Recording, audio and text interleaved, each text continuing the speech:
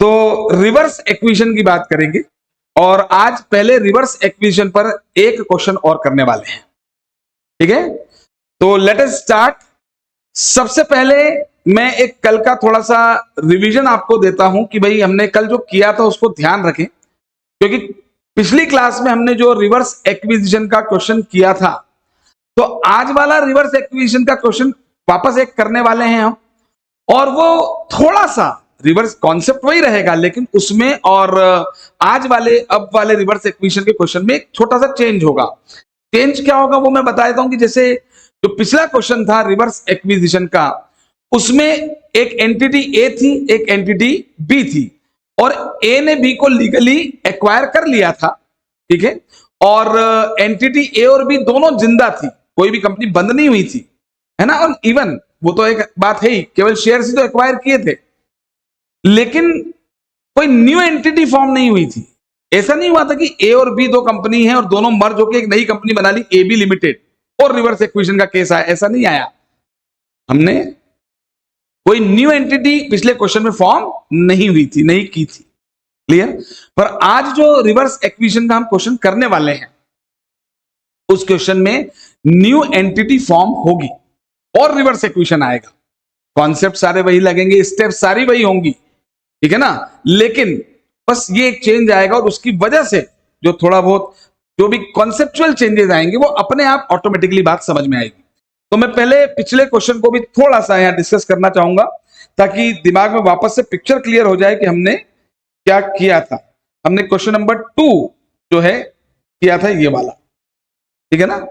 इसमें एंटिटी ए ने entity B के शेयर एक्वायर कर लिए थे, और एंटिटी ए लीगल एक्वायरर थी, एंटिटी बी लीगल एक्वायरी थी।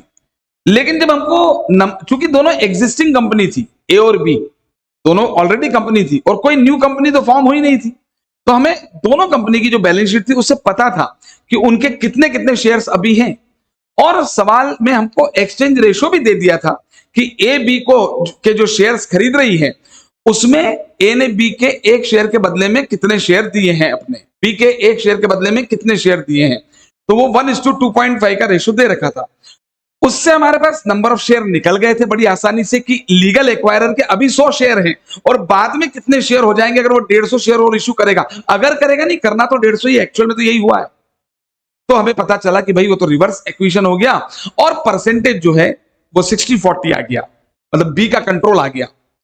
तो फिर वहां पे हमारी ड्यूटी बन जाती है कि हमें अब अकाउंटिंग ये मानते हुए करनी थी कि बी ने ए को एक्वायर किया। उसी हिसाब से हमने नेट एसेट्स निकाली एक्वायरी की, उसी हिसाब से हमने कंसिडरेशन निकाला। और कंसिडरेशन में हमें क्या देखना था, क्योंकि हम मान के चल रहे थे कि बी अकाउंटिंग एक्वायरर है, बी ने ए को एक्वायर किया, तो हमें ये मानना था कि बी ने ए को एक्वायर किया है, कंट्रोल आ गया है, ठीक है ना भाई। एक तरीके से देखा जाए तो रिवर्स एक्विजिशन आते आते इंड एस की मजबूरी हो गई ये मानना। क्यों? क्योंकि इंड एस 103 पहले दिन से कह रहा है जो कंट्रोल ऑब्टेन करता है वो एक्वायरर है।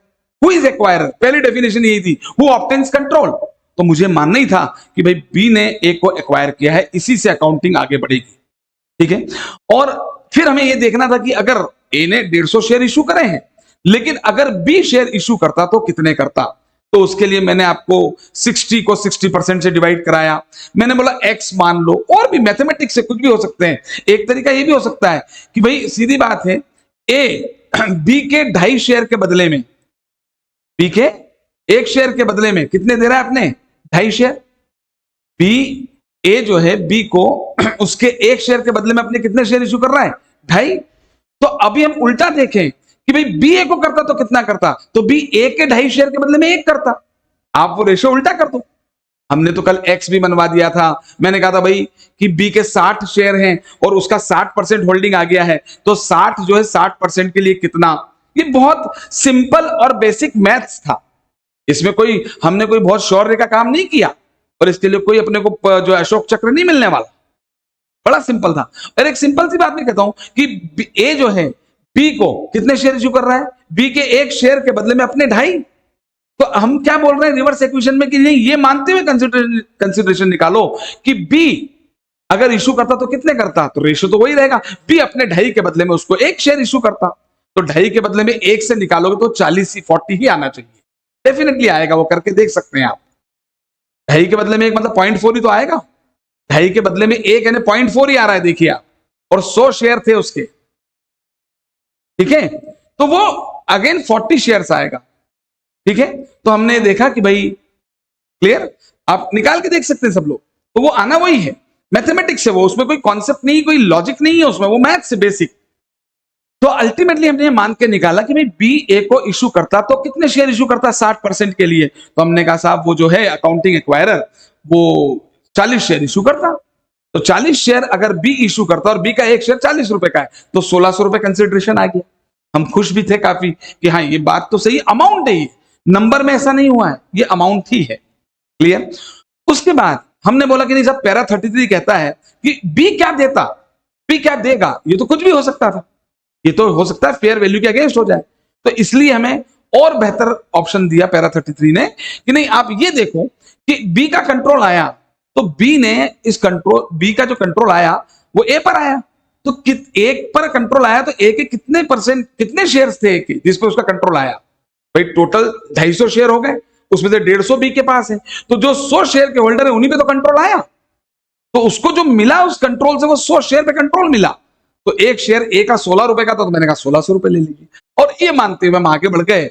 और आखिरी में हमको एक बात ध्यान रखनी पड़ी, बैलेंस शीट बनाते वक्त बैलेंस शीट पे नाम ऊपर किसका लिखा हुआ था, लीगल एक्वायरर का, लेकिन अंदर उसमें मालिक कौन थे, कब्जा किसका था। भाई होता है ना कई बार घर हमारा होता है, कब्जा कोई कर लेता है आके और फिर उसी की चलती है। अभी रिसेंटली हमने थोड़ा समय पहले एक फिल्म देखी थी शैतान, उसमें ऐसे ही होता है, घर तो हीरो का होता है, अंदर वो शैतान आ जाता है, ठीक है। कब्जा किसी का भी हो सकता है, कहने का मतलब खैर ये है, शैतान को एकदम डरना नहीं, सुबह सुबह बोले किसी हॉरर फिल्म की बात हो गई, ठीक है ना। तो हम लीगल एक्वायरर की बैलेंस शीट बना रहे थे और उसमें अंदर ये साबित कर रहे थे कि भाई कंट्रोल बी का है, तो बी के हिसाब से बी को एक्वायरर मान के ए को एक्वायरी मान के हमने कर दिया। और वहां एक बात मैंने कहा ध्यान रखो एग्जाम पॉइंट ऑफ व्यू से कि भाई नंबर ऑफ शेयर्स तो आपको लीगल के लेने पड़ेंगे, पर अमाउंट आपने 1600 रुपए लिया है तो वही लेना पड़ेगा। और वहां एक डाउट मुझसे किसी ने, आप में से किसी ने पूछा भी था कि सर 1600 रुपए लिए थे हमने और पूरे शेयर कैपिटल में जोड़ दिए थे, है ना। तो शेयर कैपिटल में जोड़े थे, तो वहां ये डाउट आना भी था और आया भी था कि सर वो 40 रुपए का शेयर था, देखो 40 रुपए का शेयर था, बी इशू करता तो 40 शेयर 40 रुपए वाले इशू करता, ये 100 शेयर पे कंट्रोल आया तो 1600 वैल्यू आई, यही तो बात हो रही थी, ठीक है। तो 40 शेयर अगर 40 रुपए वाले थे, फेयर वैल्यू, तो फेयर वैल्यू तो उसकी 10 रुपए मान के बाकी प्रीमियम में जाना चाहिए। पर कल जो क्वेश्चन आपको दिया था उसमें उसकी कोई फेस वैल्यू दी नहीं थी, लेकिन फिर भी कल पिछली क्लास में आपने डाउट मुझसे पूछा था, तो मैंने कहा भी था कि भाई इंस्टीट्यूट ने जो ये किया है, लेकिन फिर भी हम आज तक क्या मानते हुए हैं कि भाई 10 रुपए का शेयर होगा, ठीक है ना, तो 10 रुपए का शेयर तो 30 रुपीज प्रीमियम में जा सकते थे। तो हम खुद भी ये बात कर रहे हैं कि भाई इंस्टीट्यूट ने ऐसा किया हुआ है, शायद इसीलिए किया है कि भाई वहां कोई फेस वैल्यू अभी दी हुई नहीं थी, क्लियर, ऐसी कोई फेस वैल्यू वहां लिखी नहीं थी। अदरवाइज मैं आपके साथ बिल्कुल सहमत हूं कि भाई अगर 10 रुपए के ऊपर का कोई अमाउंट है तो सिक्योरिटी प्रीमियम में जाना चाहिए। लेकिन अब इंस्टीट्यूट जब तक कोई अपडेशन नहीं करता इस अपने स्टडी मटेरियल के सॉल्यूशन में, तो ये तो आप जानते हो भैया, आप तो इतना फाइनल में आ चुके हो, तो आप तो आईसीआई को समझ सकते हो, समझ चुके हो कि अल्टीमेटली जो इंस्टीट्यूट ने अपने मॉड्यूल में किया है उस तरह का रटना नहीं है, पर उस तरह का क्वेश्चन आता है तो हमें, अच्छा ऐसे कोई सारे क्वेश्चन ऐसे नहीं होते, टोटल 50 टॉपिक है मान लीजिए, उसमें सब मिला के 10-15 क्वेश्चन ऐसे होते हैं जिसमें एक अलग व्यू हमारा होता है, तो एग्जाम के एक दिन पहले वो ध्यान रखना पड़ता है हमको कि भाई इंस्टीट्यूट ने ये किया हुआ है। तो इसलिए मैंने कहा था कि भाई 1600 आप शेयर कैपिटल में जोड़ते हैं, ठीक है ना। तो ये एक बात हमने कर ली थी। अब हम आज जो क्वेश्चन करने वाले हैं, अगेन रिवर्स एक्विजिशन का एक क्वेश्चन करेंगे, यहां मैं आपको बताता हूं।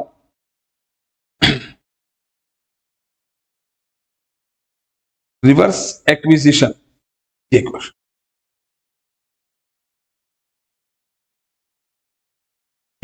इलस्ट्रेशन 38 है, अपनी बुक में भी आपको मिलेगा और स्टडी मटेरियल का क्वेश्चन है, और इस तरह का क्वेश्चन भी एग्जाम में आ चुका है। तो तैयार सभी? एक्स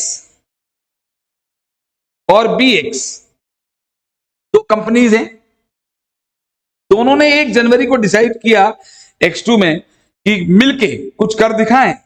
चलिए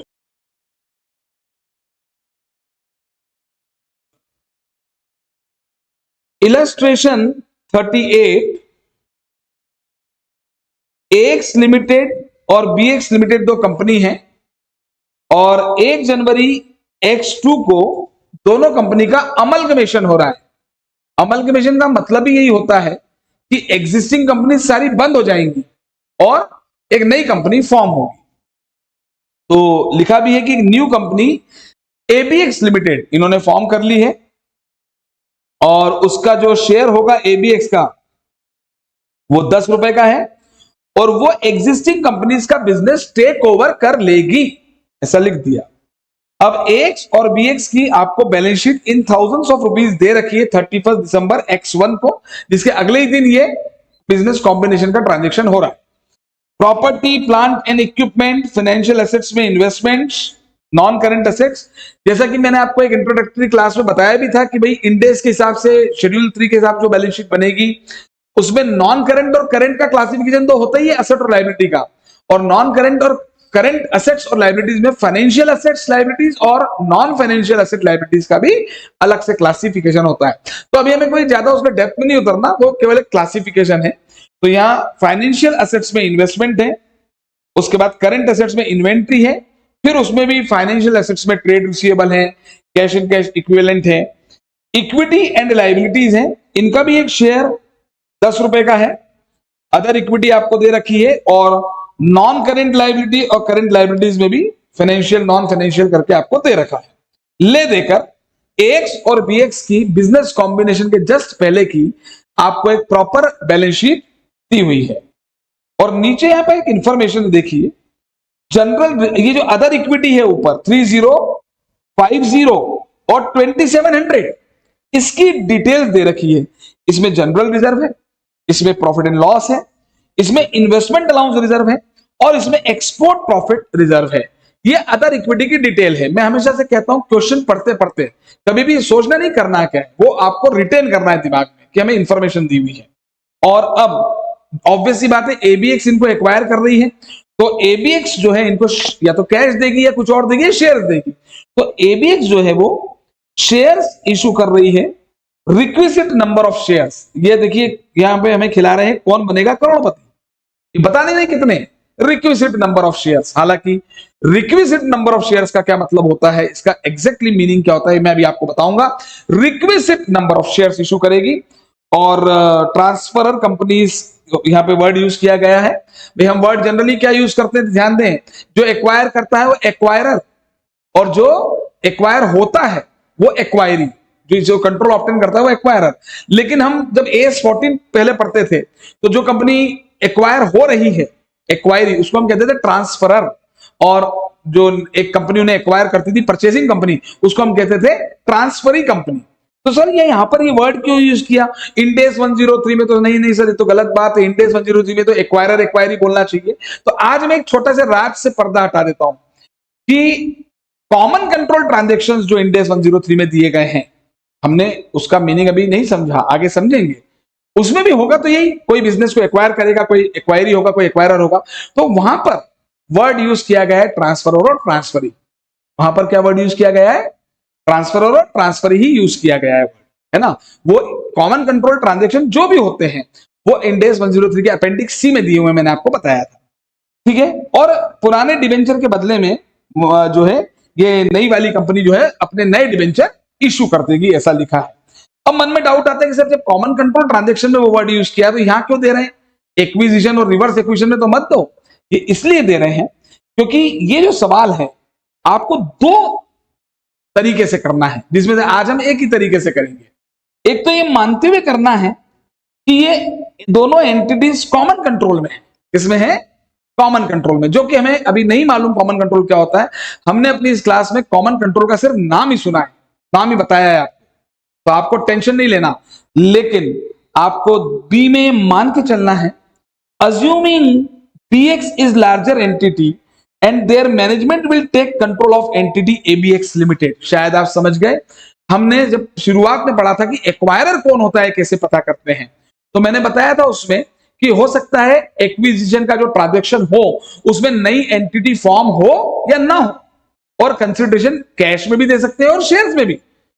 तो नई एंटिटी फॉर्म हो या ना हो, अगर कैश दिया है तो जो कैश पे करता है वही एक्वायरर होता है। लेकिन अगर नई एंटिटी फॉर्म नहीं हो या हो, उसमें अगर शेयर्स दे दिए, तो नई एंटिटी अगर फॉर्म नहीं हो रही है तो हम प्री बीसी और पोस्ट बीसी परसेंट कैलकुलेट करते हैं, जो हमने पिछले क्वेश्चन में किया भी था। और हम देखते हैं लीगल एक्वायरर और अकाउंटिंग एक्वायरर सेम है अलग अलग, है ना।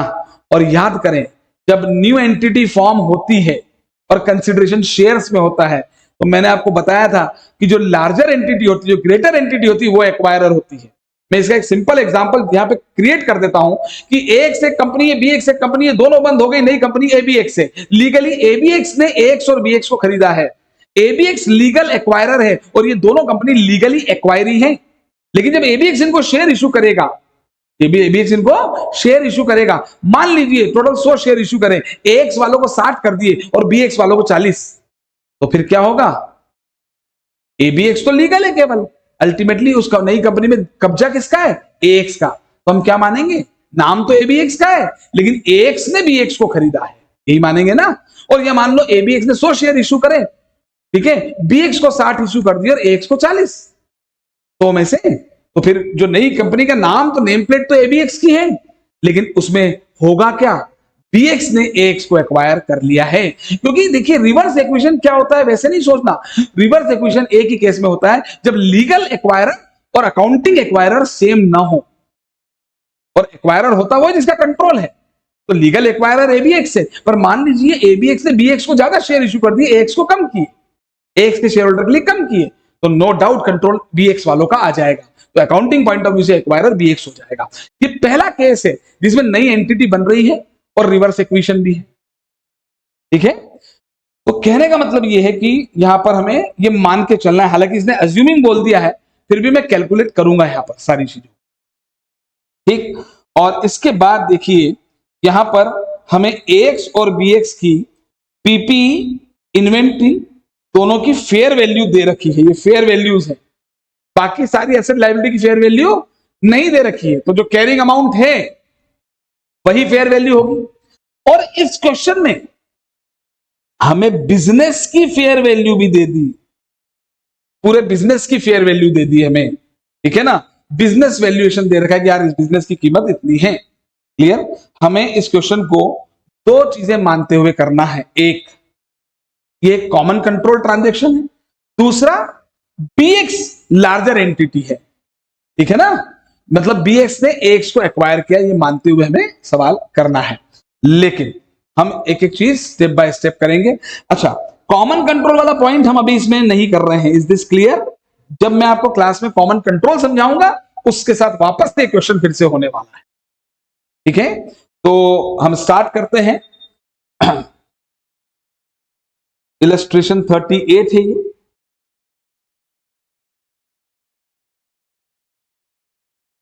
इलस्ट्रेशन 38,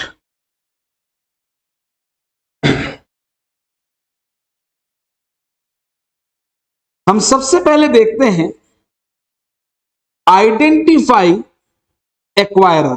यहां पर मैं एक बात आपसे पहले ही कह देता हूं, पिछला क्वेश्चन भी जो हमने किया था वो रिवर्स एक्विजिशन का था। ये वाला क्वेश्चन भी अभी आपको समझ में यदि आ गया हो तो ठीक, और नहीं तो थोड़ी देर में क्लियर हो ही जाएगा। हालांकि क्वेश्चन में बोला है कि मानो बीएक्स लार्जर एंटिटी है, मतलब बीएक्स के पास बीएक्स कंट्रोल करेगा, ये मानो, तो ये बात आपको समझ में आ गई। ये भी क्वेश्चन रिवर्स एक्विजिशन का है। लेकिन पिछले क्वेश्चन में नई एंटिटी फॉर्म नहीं हुई थी, इसमें न्यू एंटिटी फॉर्म हुई है, ये दिमाग में आप रखें। आइडेंटिफाई एक्वायरर, तो यहां पर मैं कहूंगा legal acquirer, legal acquirer ABX limited, legally तो एबीएक्स ने खरीदा है। और फिर मैं यहां पर लिखूंगा आपके लिए लीगल एक्वायरी एएक्स लिमिटेड और बीएक्स लिमिटेड।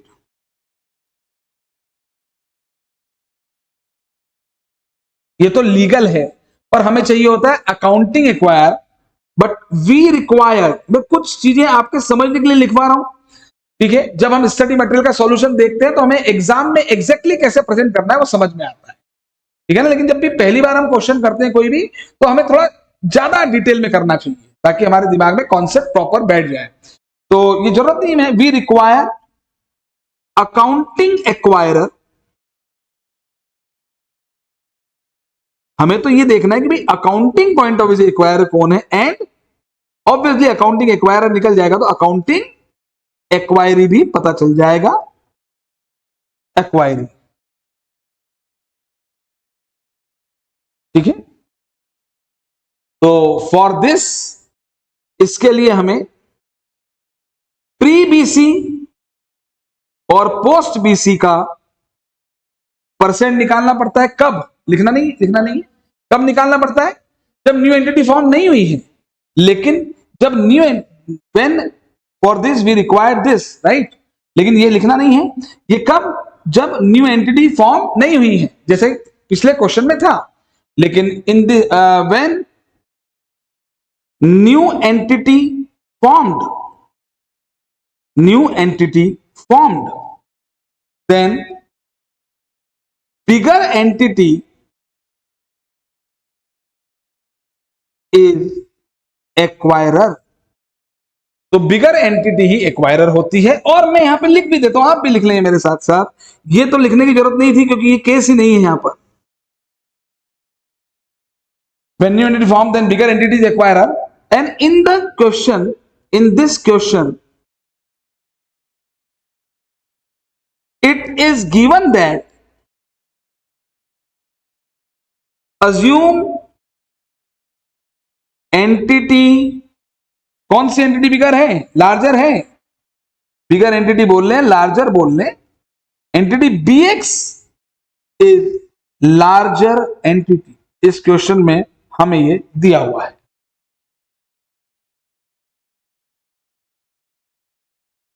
ठीक है। और जैसा कि मैंने आपसे कहा था कि जो पहला क्वेश्चन पिछला हमने रिवर्स इक्वेशन का किया था, उससे कंपेयर थोड़ा करते चलेंगे। इसके दो फायदे होंगे, एक तो कंपैरिजन आपसे हो जाएगा और दूसरा उस क्वेश्चन का रिवीजन भी होता जाएगा साथ साथ। हालांकि हमने अच्छे से रिवाइज कर लिया है उसको, लेकिन वो रिवीजन भी हो जाएगा और कंपैरेटिव एनालिसिस करना पड़ेगा। देखिए देखिए, जब न्यू एंटिटी फॉर्म नहीं हुई थी तो पिछले क्वेश्चन में हमने देखा कि एंटिटी ए ने एंटिटी बी को एक्वायर किया। तो हमने देखा एंटिटी ए के प्री बीसी शेयर कितने थे, तो 100 शेयर थे। पिछले सवाल की बात कर रहा हूं मैं। और फिर हमने देखा उसने एक के बदले में 2.5 शेयर इश्यू कर दिए, तो उसके बी के 60 के बदले में 150 शेयर इश्यू करे और बोला कि ए 150 शेयर और इश्यू करेगा, तो ए के 100 अभी है, 150 अभी हो जाएंगे, तो 250 शेयर हो जाएंगे। और 250 के हिसाब से हमने 40-60 निकाल के रिवर्स इक्वेशन निकाल लिया। पर यहां मतलब मैं ये बोलना चाह रहा हूं कि पिछले क्वेश्चन में चूंकि न्यू एंटिटी फॉर्म नहीं हुई थी, तो लीगल एक्वायरर के शेयर ऑलरेडी कितने थे प्री बीसी मुझे पता है। यहां तो लीगल एक्वायरर के प्री बीसी शेयर ही नहीं है, तो न्यू कंपनी फॉर्म हुई है। यहां पे लीगल एक्वायरर कौन है? एबीएक्स। एबीएक्स एक नई कंपनी है, इसके कोई पहले से शेयर है ही नहीं, तो लॉजिकली मैं प्री बीसी और पोस्ट बीसी निकालूंगा भी कैसे? ये सोचने वाली बात है, ठीक है ना। तो हमें यही चेक करना पड़ेगा कि भाई ये शेयर इशू कैसे होगा। अगर लीगली ये ट्रांजेक्शन देखें तो शेयर कैसे इशू होगा।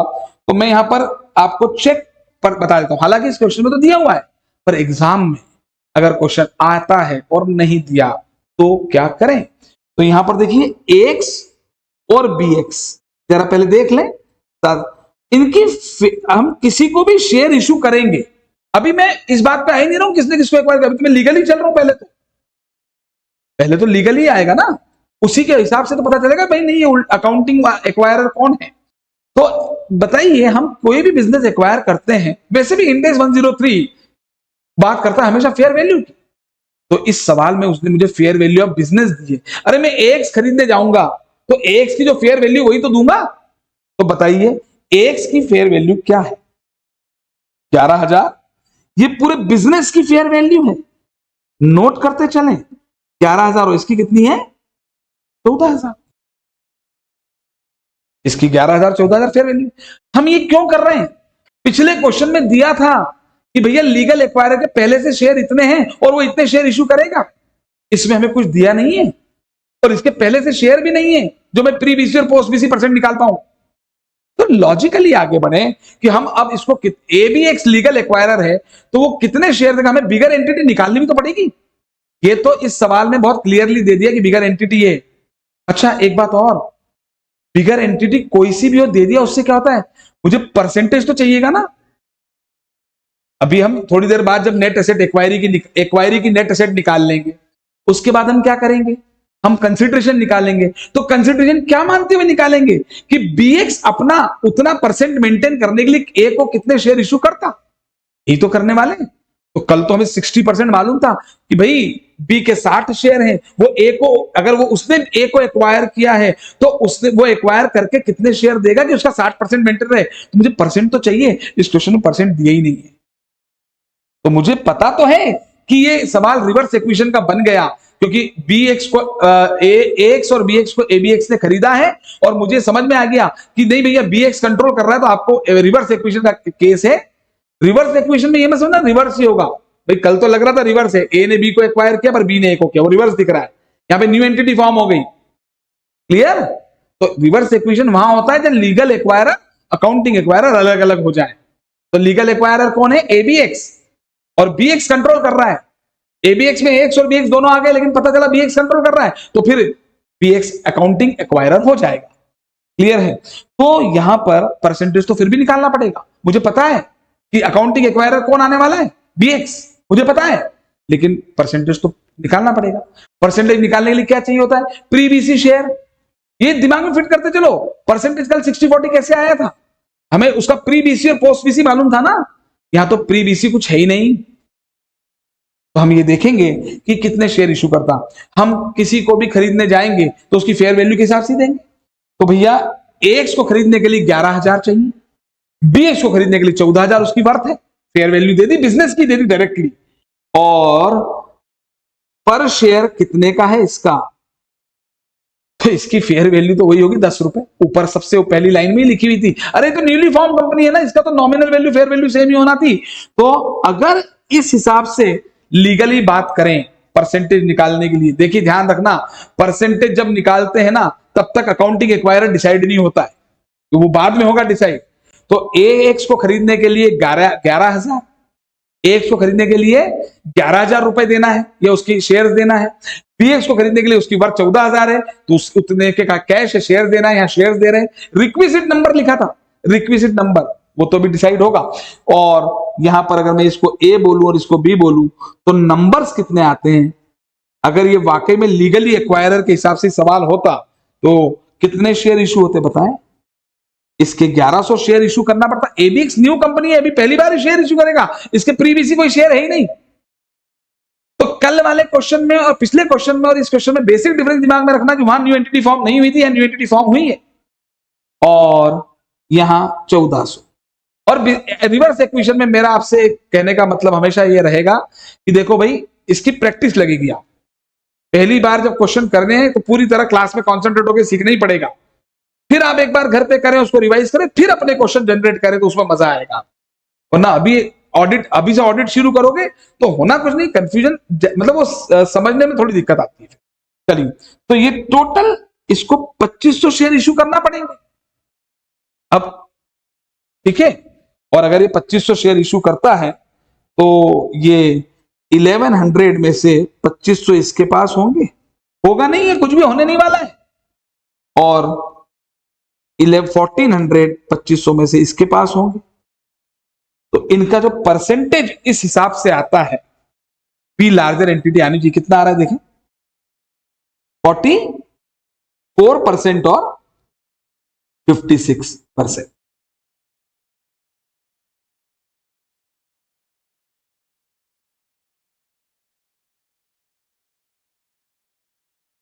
तो इस हिसाब से हम डिसाइड कर सकते हैं कि accounting acquirer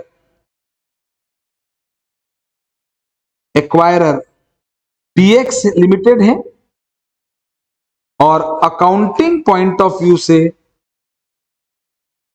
acquiree x limited है।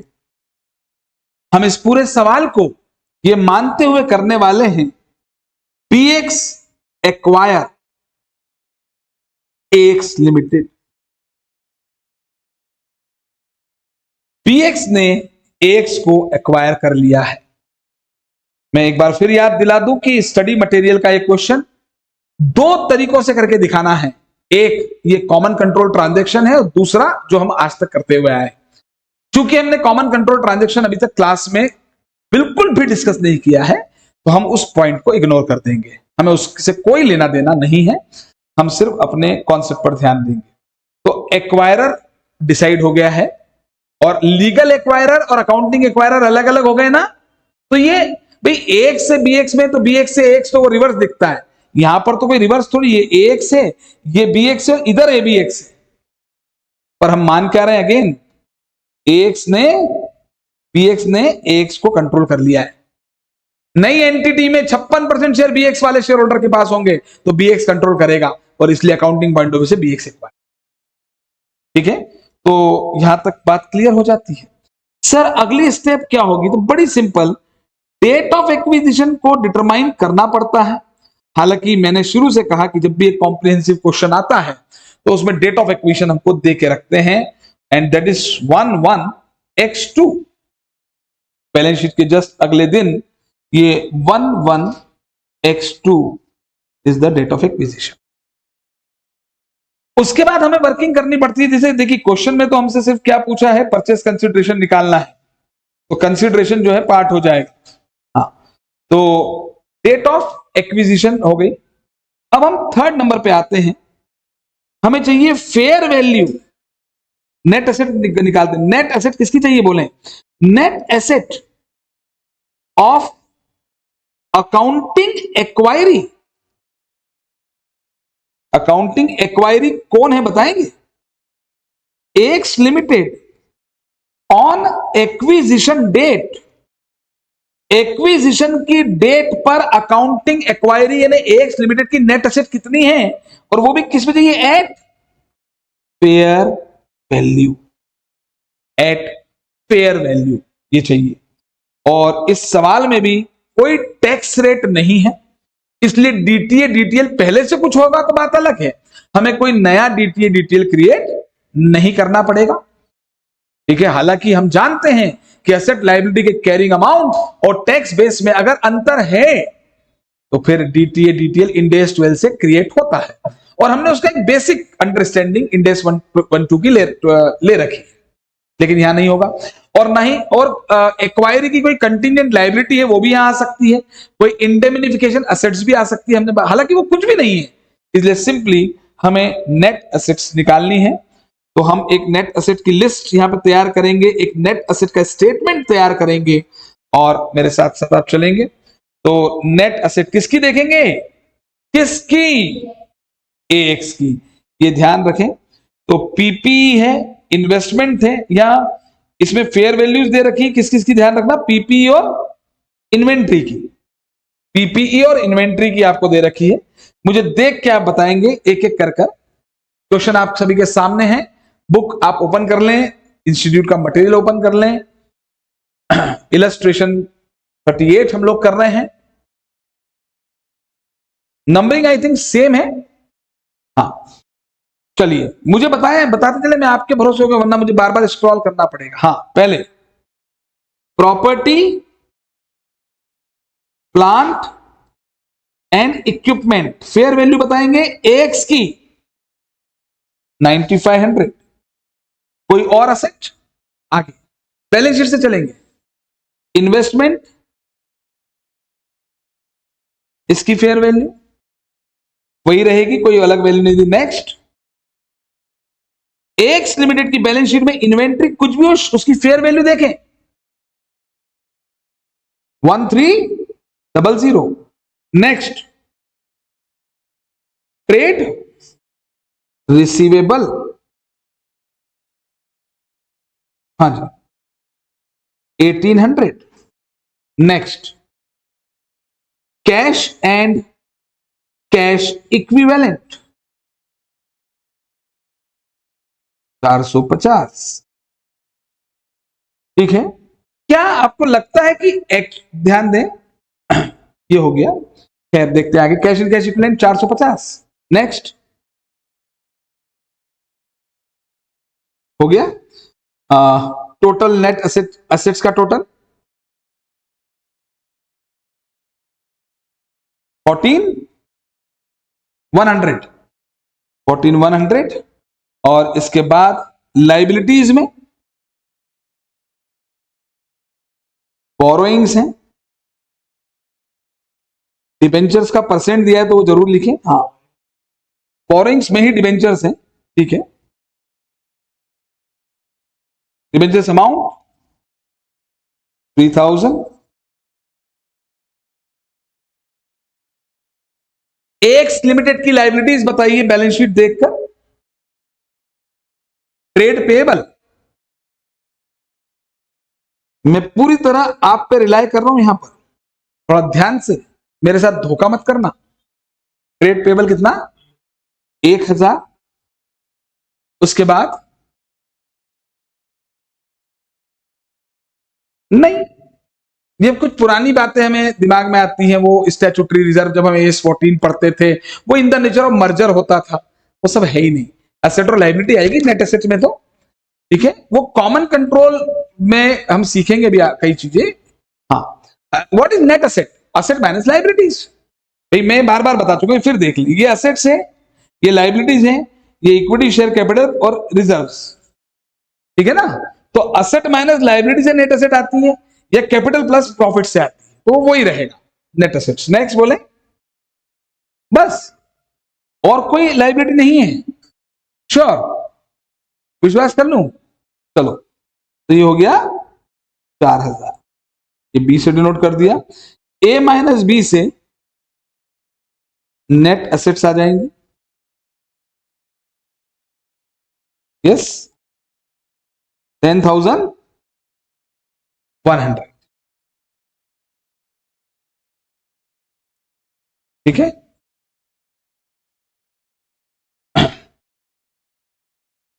चलिए नेक्स्ट, अब हमारा फोर्थ पॉइंट आता है कंसिडरेशन ट्रांसफर्ड।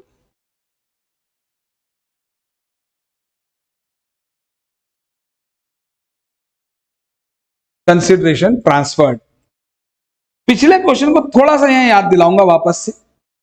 ए ने बी को एक्वायर किया था। ए का एक शेयर 16 रुपए का था, जहां तक मुझे याद आ रहा है ना। ए का एक शेयर 16 रुपए का था, जो मुझे याद आ रहा है। और बी का एक शेयर, मैंने पहले ही कहा था मैं पिछले क्वेश्चन को भूलने नहीं दूंगा आप। और बी का एक शेयर 40 रुपए का था। बी का शेयर ज्यादा ताकतवर था, तभी तो ए को उसे ज्यादा देना पड़ा। और बी अगर ए को देता तो 2.5 के बदले में 1 देगा, क्योंकि ए कमजोर था वहां पर, ठीक है। अब यहां पर मुझे, अच्छा मैं यहां पर आपको एक बात और कहना चाहूंगा कि ये सब बेसिक्स बातें पता होनी चाहिए। जैसे मान लीजिए किसी कंपनी की एसेट है, लाइबिलिटी है, इक्विटी शेयर कैपिटल है, रिजर्व्स है। ध्यान देना, ये शेयर जो है, शेयर मान लीजिए एक शेयर कैपिटल 10,000 रुपए है, 10 रुपए का एक शेयर है। रिजर्व 2,000 रुपए के हैं 12, 3 की लाइबिलिटी है 15 और 15 की एसेट्स है। ये एक सिंपल मैंने ऐसी बैलेंस शीट दी जनरल में, कुछ बात नहीं। तो आपको पता होगा कि शेयर 10 रुपए का है, नॉमिनल वैल्यू है, लेकिन जब शेयर की वैल्यू निकाली जाएगी तो नेट शेयर की वैल्यू निकालने की कई मेथड्स होती है, उनमें से एक मेथड होती है नेट एसेट मेथड। तो 15,000 की एसेट, 3,000 की लाइबिलिटी, तो इस कंपनी की नेट एसेट आई 12,000 और नंबर ऑफ शेयर है 1000, तो एक शेयर 10 का नहीं 12 रुपए का। मतलब मैं कहना चाहता हूं कि 2,000 का रिजर्व से भी शेयर की वैल्यू बढ़ी, ठीक है। वैसे तो 1,000 शेयर 10 रुपए वाले 10,000 की कैपिटल है, लेकिन शेयर की वैल्यू कंपनी के प्रॉफिट से भी तो बढ़ती है, इसीलिए कंपनी की एसेट 15,000 है, लाइबिलिटी 3,000 है, तो नेट एसेट औकात वर्थ 12,000 है, और 12,000 वर्थ है 10,000 प्लस, या 10,000 प्लस 2,000 ले लो, तो 10,000 प्लस 2,000 12,000 डिवाइडेड बाय 1000, तो एक शेयर 12 रुपए का है। और इसमें भी माहौल है कि अगर ये 15,000 की एसेट 16,000 की हो गई वैल्यू, फेयर वैल्यू, और ये 3,000 की लाइबिलिटी मान लो 3 की रही, अभी लाइबिलिटी की वैल्यू 3 ही रही, तो फिर नेट एसेट 12 नहीं आएगी, फिर 16,000 माइनस 3,000, नेट एसेट 13,000 आएगी। और 13,000 को जब मैं 1000 से डिवाइड करूंगा तो एक शेयर 13 रुपए पर आएगा।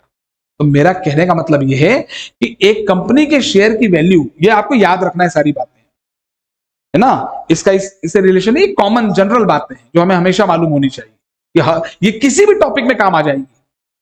क्लियर? किसी भी कंपनी के शेयर्स को वैल्यू करने की बहुत सारी मेथड्स होती, बहुत सारी, एक नहीं, ठीक है ना। भाई शेयर होल्डर के पॉइंट ऑफ व्यू से वैल्यू निकालोगे तो उसको क्या मतलब कंपनी की नेट एसेट से, वो तो बोलेगा मुझे डिविडेंड कितना मिलेगा, मैं अनुमान लगाता हूं कि मुझे अगले 10 साल इतना डिविडेंड मिलेगा, अगले 10 साल जो मिलेगा उसकी प्रेजेंट वैल्यू आज आ रही है मान लो 20 रुपए, तो मैं तो शेयर 20 रुपए का मानता हूं। अरे किसी भी चीज को पाने के लिए मैं क्या दूंगा, जो मुझे मिलने की संभावना है, मैक्सिमम तो उतना ही दूंगा ना। तो शेयर होल्डर्स कैसे निकालता है शेयर की वैल्यू? आज मेरे को मान लीजिए रिलायंस का शेयर खरीदना है, तो मैं सोचूंगा कि यार ये फ्यूचर में मेरे को अनुमानित कितने साल मेरे को डिविडेंड मिलने की संभावना है, मुझे अगले 10 साल इतना डिविडेंड मिल सकता है, इतना अमाउंट, तो उसकी प्रेजेंट वैल्यू निकालूंगा, जो वैल्यू आएगी उतना खर्च करूंगा, मैक्सिमम, उससे कम ज्यादा भी हो सकता है लेकिन एक आइडियल फिगर आ जाएगा। तो ये शेयर होल्डर का पॉइंट ऑफ व्यू होता है। कंपनी कैसे निकालेगी, कंपनी को क्या मतलब, देंगे नहीं देंगे वो तो, कंपनी अपने शेयर की वैल्यू हमेशा निकालती है नेट एसेट्स पे, कि हमारी वर्थ है, ठीक है। तो नेट एसेट से शेयर की वैल्यू या तो 12,000 डिवाइडेड बाय 1,000 शेयर 12 रुपए आएगी, और नेट एसेट फेयर वैल्यू पे आएगी, अगर कुछ फेयर वैल्यू पे तो वो ज्यादा भी हो सकता है।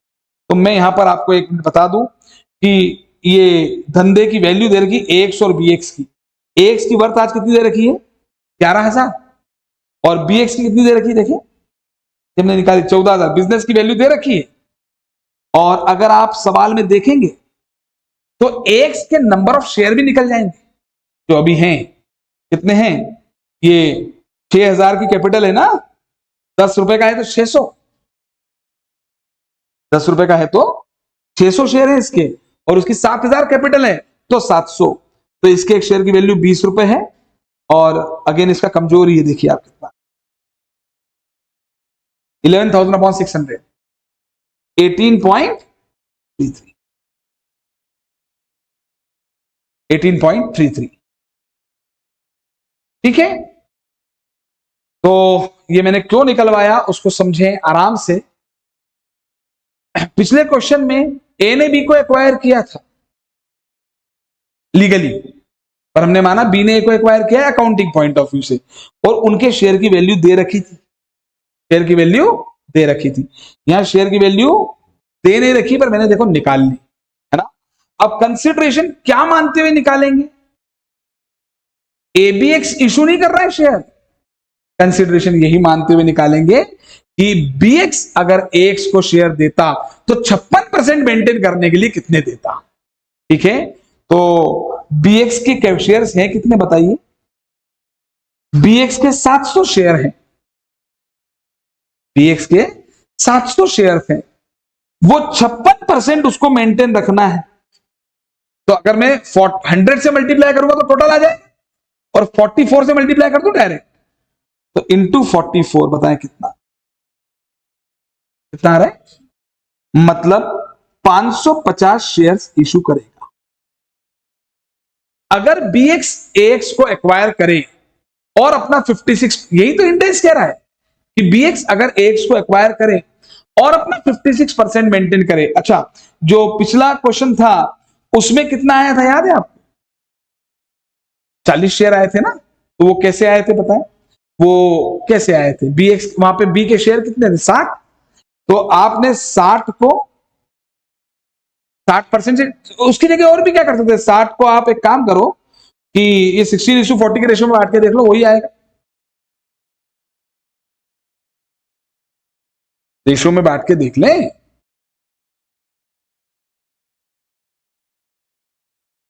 मैथमेटिक्स से खैर आप किसी भी तरीके से निकाल लो, आ जाएगा।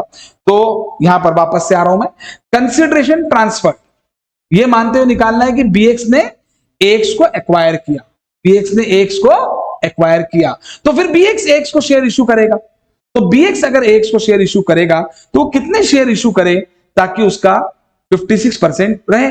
अब उसके शेयर तो 700 ही है अभी, तो 700 को हमने 56 से डिवाइड करा, और अगर 100 से मल्टीप्लाई करते तो ये 1250 आ जाता, तो डिफरेंस आ जाता इंटू 44, तो ये 550 शेयर्स आएंगे। क्लियर? इसमें मैंने पैरा 33 का भी बताया था क्या कुछ आप, पैरा 33। तो पैरा 33 क्या कहता है? पैरा 33 ये कहता है कि बीएक्स ने एक्स को एक्वायर किया तो बीएक्स ने कितने शेयर्स पर कंट्रोल किया? तो एक्स के कितने शेयर है बताएं? 600। तो बीएक्स को एक्स के कितने शेयर पे कंट्रोल मिला? 600 शेयर्स पे। पिछले क्वेश्चन से कंपेयर करें, पिछले क्वेश्चन में 40 इंटू 40 1600 आया था। फिर हमने बोला था बीए, फिर 100 इंटू 16 100 इंटू 16 से भी 1600 आया था कि नहीं? तो फिर हमने यही तो कहा था कि बीएक्स ने अगर एक्स को एक्वायर किया, बी ने ए को एक्वायर किया, तो बी को ए के कितने शेयर पे कंट्रोल मिला? 100 शेयर पे। 100 इंटू 16, तो यहां 600 इंटू, ठीक है, 600 इंटू। अब आप देखें यहां पर, ठीक है ना? अच्छा, कंसिडरेशन इस हिसाब से 550 शेयर है, तो कितना आएगा? 550 इंटू, नहीं 550 इंटू, ये मैंने निकलवा दी वैल्यू आपको। बीएक्स के अभी शेयर 700 हैं। अगर बीएक्स एक्स को शेयर इशू करता और अपना 56% मेंटेन रखेगा तो वो एक्स को कितने शेयर इशू करेगा? तो हमने कहा साहब 550 शेयर इशू करेगा। कौन इशू करेगा? बीएक्स। तो बीएक्स का एक शेयर 20 रुपए का है। देखो वही आएगा, जादू है ये, मेरा ही जादू। 11,000 आ गया कि नहीं?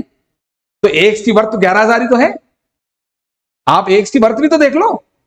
अरे वो फेयर वैल्यू से पर शेयर वैल्यू आएगी और वो पर शेयर वैल्यू से टोटल आएगा। अगर मैं आपको दे देता कि भैया एक्स का एक, जो बीएक्स का एक शेयर 20 रुपए का है और बीएक्स के टोटल शेयर 700 हैं और बीएक्स की वैल्यू बताओ बिजनेस की, तो आप बोलते 700 शेयर की वैल्यू 14,000 है। उन्होंने 14,000 और 700 दे दिया तो 20 निकल गया। ठीक है, मैं इसलिए बोल रहा हूं कि पिछले क्वेश्चन में ये पर शेयर वैल्यू 16 और 40 दे रखी थी और आज ये पर शेयर वैल्यू मैंने निकाली है ना? अब पैरा 33 क्या कहता है कि बी एक्स को क्या देता वो छोड़ो, बीएक्स को एक्स पर कंट्रोल मिला तो कितने, बीएक्स को एक्स के कितने शेयर्स पे कंट्रोल मिला? 100, कितने? 600। तो 600 शेयर्स ये किसके हैं? ये 600 शेयर्स किसके हैं? जैसे कल वाले सवाल में 100 शेयर किसके थे? ए के, ये ए के हैं। तो ए का एक शेयर कितने का है? 18.333 ऐसा कुछ आया।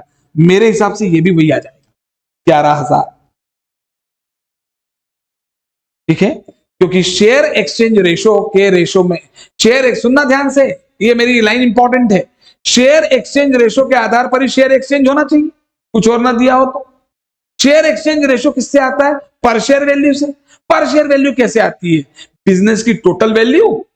टोटल वैल्यू कैसे आएगी? Net asset, asset minus liability, fair value दे दी उसने। अब जो भी हमें निकालनी नहीं है, हो सकता है एक्चुअल में निकालने जाए तो कुछ अलग आ जाए। उसने बोला नहीं ये मान लो शेयर वैल्यू से, ठीक है, तो उसको हमने टोटल वैल्यू को डिवाइड कर दिया नंबर ऑफ शेयर्स। ठीक है, देखिए हमें ये मानना है कि अकाउंटिंग पॉइंट ऑफ व्यू से कि बीएक्स ने एक्स को एक्वायर किया है। अगर मैं आपसे कहूं कि पूरे इंडेक्स 103 में जो थोड़ी सी एक प्रॉब्लम आती है, मन में वो रहता है, कसक रहती है, मन में तड़प रहती है कि जो थोड़ी दिक्कतें आती है वो इसी पॉइंट में आती है, यहीं पर आती है। और आपको ये जानकर बड़ी खुशी होगी कि कुछ 3 या 4 तरह के क्वेश्चंस बनते हैं बस, है ना? और वो सारे क्वेश्चंस अपने स्टडी मेट में दिए हुए हैं। ये मान के चलिए कि कोई अगला केस बन ही नहीं सकता उसमें। तो हमें अच्छे से अगर प्रैक्टिस कर लेंगे तो एग्जाम पॉइंट ऑफ व्यू में गारंटी के साथ कह सकता हूं कि बिल्कुल भी गलती नहीं होने के चांस होगी ही नहीं। आप कोई कैलकुलेशन मिस्टेक करो वो बात है ना? तो ये कंसिडरेशन ट्रांसफर्ड आ गया, हो गया। नेक्स्ट स्टेप की बात कर लेंगे तो एनसीआई नॉट एप्लीकेबल है, ये बात हमारी कल हो चुकी थी। एनसीआई तो कहां होगी भाई? लीगली एक्वायरर और अकाउंटिंग एक्वायर, तो ऊपर नाम तो एबीएक्स का रहना है और बीएक्स ने एक्स को खरीदा है, एक्स खुद माइनॉरिटी है तो वो अपनी ही बुक्स में, ठीक है, वो अपने आप को एनसीआई कैसे दिखाएगी? एबीएक्स, ठीक है, तो एनसीआई की एप्लीकेबिलिटी नहीं आती यहां पर रिवर्स एक्विजिशन। उसके बाद 6th नंबर पर क्या है? गुडविल। 6th नंबर पर जो है गुडविल और या गेन ऑन बार्गेन परचेज। मैं यहां पर इसके लिए बोलूंगा गुडविल या गेन ऑन बार्गेन परचेज, आप एक बार मुझे कैलकुलेट खुद करें गुडविल कितनी आती है। Goodwill gain on bargain purchase सभी को कैलकुलेट करना चाहिए।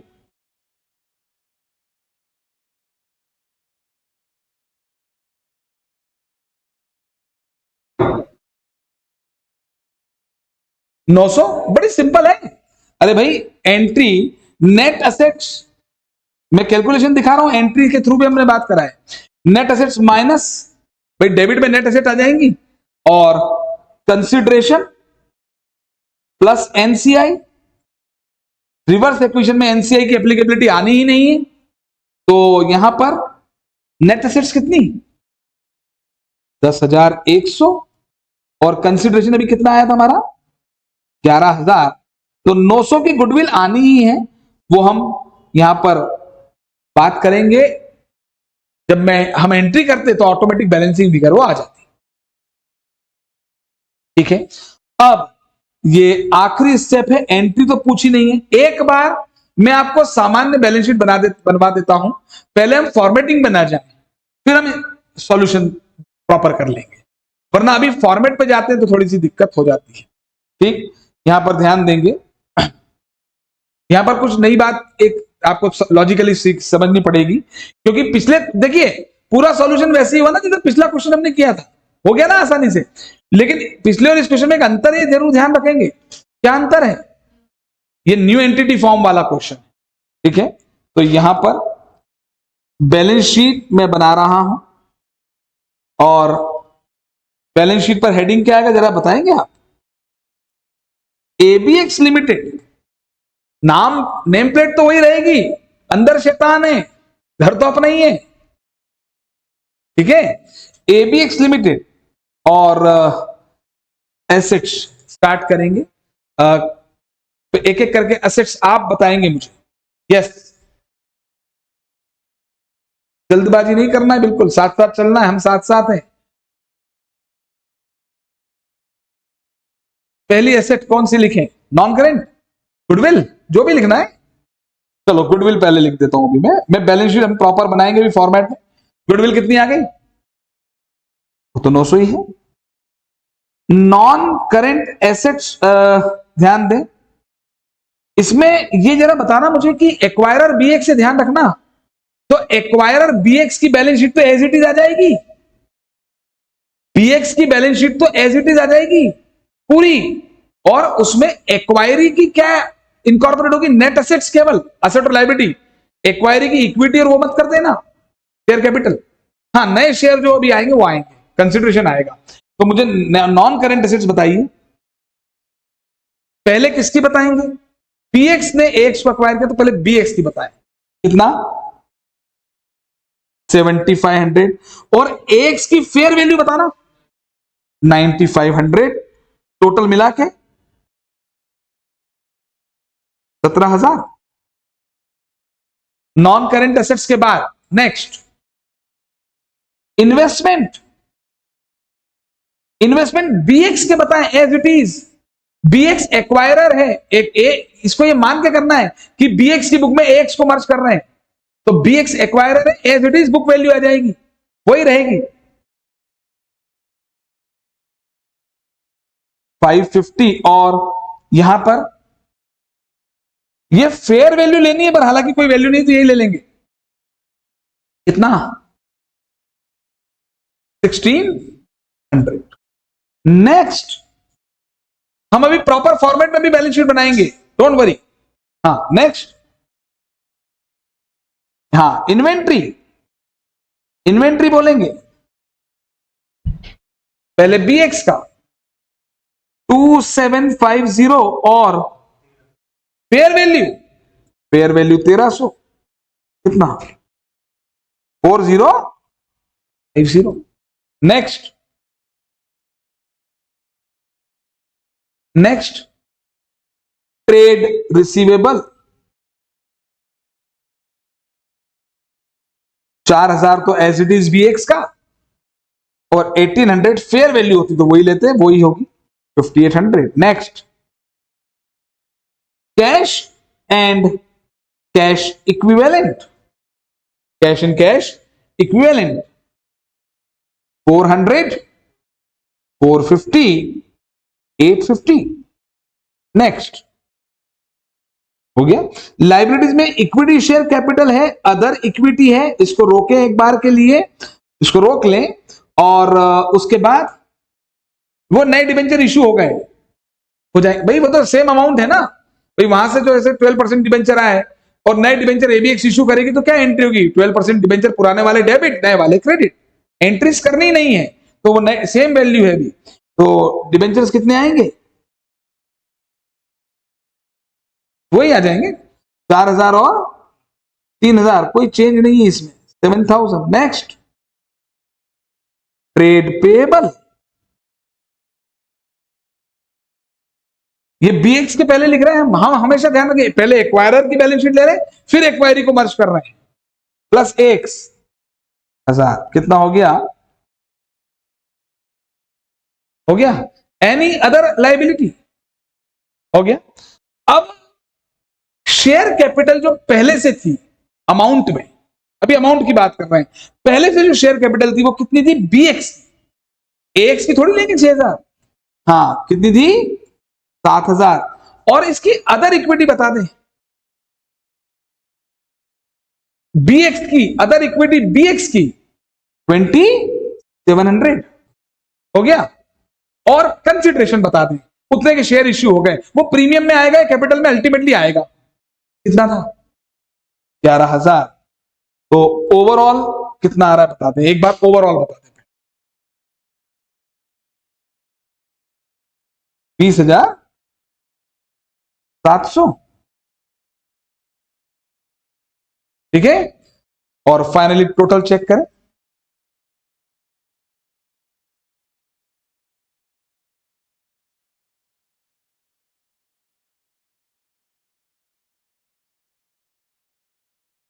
एलिट एसेट साइड का और असेट्स और लायबिलिटीज का टोटल, एसेट्स का बताएं पहले 30,200 और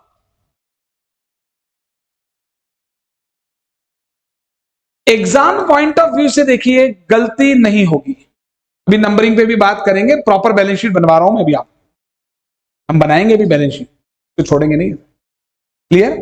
तो एग्जाम पॉइंट ऑफ व्यू से बात होगी,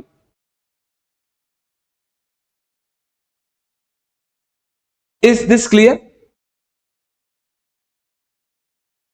इज दिस क्लियर? तो आपने देखा भाई एक्विजिशन मेथड, और ये एक वर्किंग आप जरूर बना लें यहां पे, पर शेयर फेयर वैल्यू, ये जो हमने यहां निकाली है 18.33 और 20, हम पिछले क्वेश्चन जब कंपेयर कर पाए तो हमें पता चला। अच्छा एक बात और बताएं कि स्टडी में पैरा 33 इस क्वेश्चन में लगाया ही नहीं, उन्होंने डायरेक्टली वो 700 को 56% से डिवाइड करके 550 निकाल के दे दिया,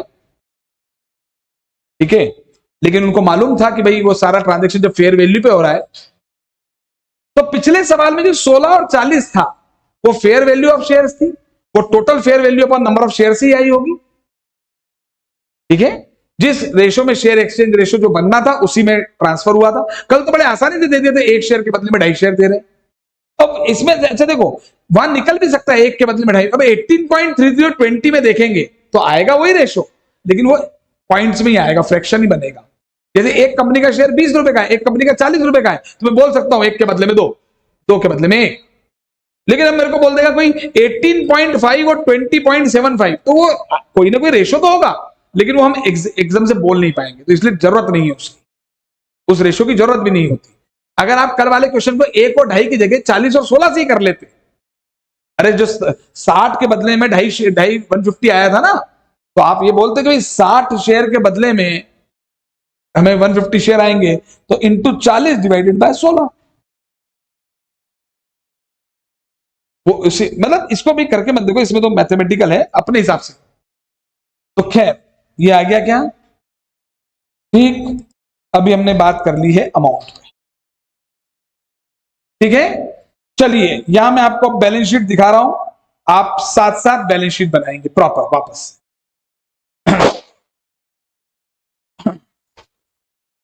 चलो मुझ बुक गिरा दी। सभी लोग क्लास में एक प्रॉपर फॉर्मेट में बैलेंस शीट बनाएंगे। Balance sheet of ABX limited as on 11X2 all rupees are in thousands. यहां पर इच्छा होती है सर हम घर पे बना लेंगे सर, बाद में बना लेंगे सर। सर कसम खा रहे हैं सर, कसमें सारी खा लेते हैं लोग,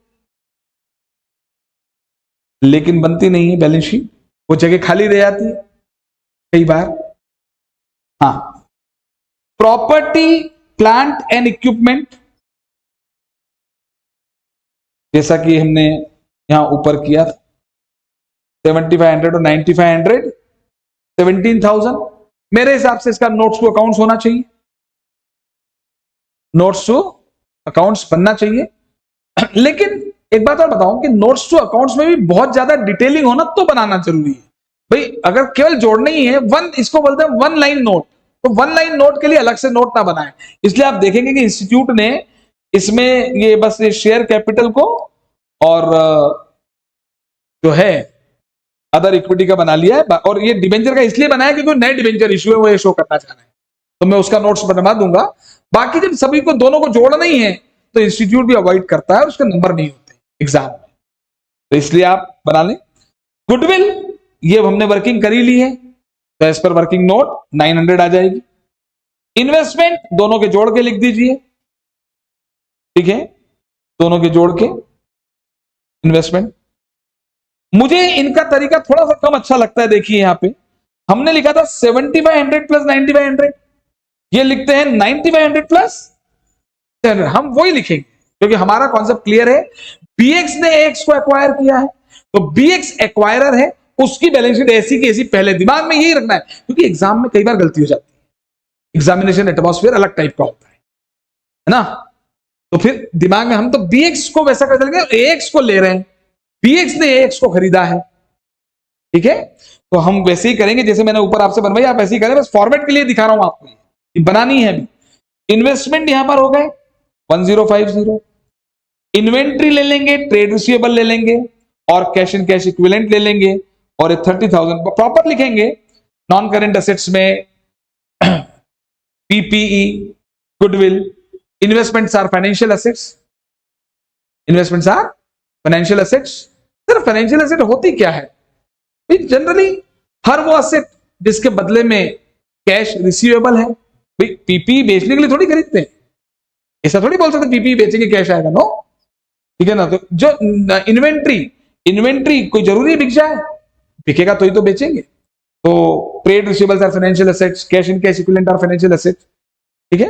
हालांकि फाइनेंशियल एसेट, फाइनेंशियल लायबिलिटी, ये बड़ा डिटेल डिस्कशन करेंगे फाइनेंशियल इंस्ट्रूमेंट वाले इंडेक्स, पर एक जनरल आइडिया आपको है तो यहां पर है।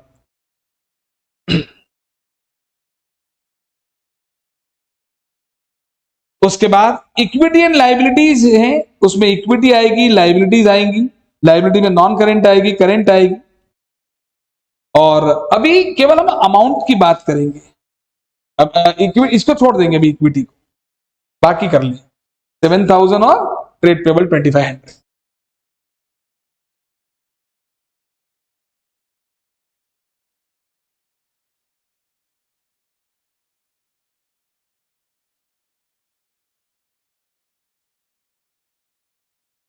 ठीक है,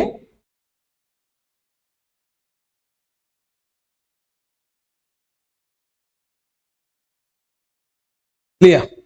अब ध्यान दें,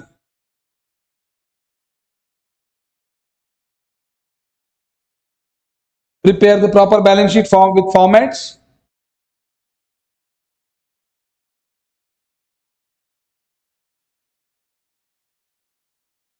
इक्विटी, शेयर कैपिटल और अदर इक्विटी अभी नहीं लिखना है आप।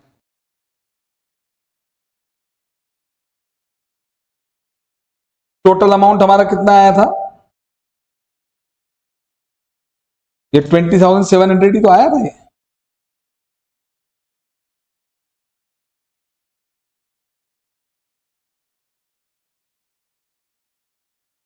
देखिए अदर इक्विटी में नीचे नोट्स टू अकाउंट जो बनाने हम 3 चीजों का नोट्स टू अकाउंट बनाने वाले हैं। शेयर कैपिटल का बनाएंगे, अदर इक्विटी का बनाएंगे और डिबेंचर्स का बनाएंगे, क्योंकि वो नए डिबेंचर इश्यू है, ये शो करेंगे हम। ये डिबेंचर का आप ऐसे भी कर सकते थे। डिबेंचर सिर्फ किस कंपनी में थे बताएं? डिबेंचर दोनों में थे। कितना कितना अमाउंट था? 4,000 3,000। तो वो एज इट इज इशू हो गए। अगर आप मुझसे पूछे कि सर डिबेंचर का नोट्स टू अकाउंट कैसे बनेगा, तो मैं दिखाऊंगा आपको, ध्यान देना। ये 4,000 और 3,000 पुराने डिबेंचर आए। पहले हमने एंट्री क्या करते हैं? All asset debit to liability, तो उसमें डिबेंचर आएंगे। फिर ये पुराने डिबेंचर खत्म हो जाएंगे, फिर डिबेंचर अकाउंट डेबिट। पहली वाली एंट्री होगी all asset debit to liability, तो उसमें डिबेंचर क्रेडिट हो गए तो बुक्स में आ गए। फिर होगी पुराने debenture debit to new debenture, तो पुराने डिबेंचर ये खत्म हो जाएंगे और वापस से सेम वैल्यू है क्योंकि, तो फिर नए डिबेंचर इशू हो जाएंगे। ले देके कहानी समझ गए आप? पहले पुराने डिबेंचर बुक्स में आए, फिर पुराने डिबेंचर कैंसिल हुए और फिर नए डिबेंचर इशू हुए, तो अल्टीमेटली वो वही आना है।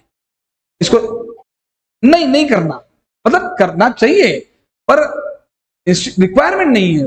जनरल नॉलेज की कैलकुलेशन को आप टाइम वेस्ट करेंगे एग्जाम, जरूरत नहीं है। हाँ, इनकी वैल्यू में चेंज होता जो कि आगे क्वेश्चंस में आएगा, तो फिर वहां हमें वो प्रॉफिट या लॉस निकालना पड़ेगा, अदर इक्विटी पार्ट बनेगा वो, तो वो चीजें अलग है।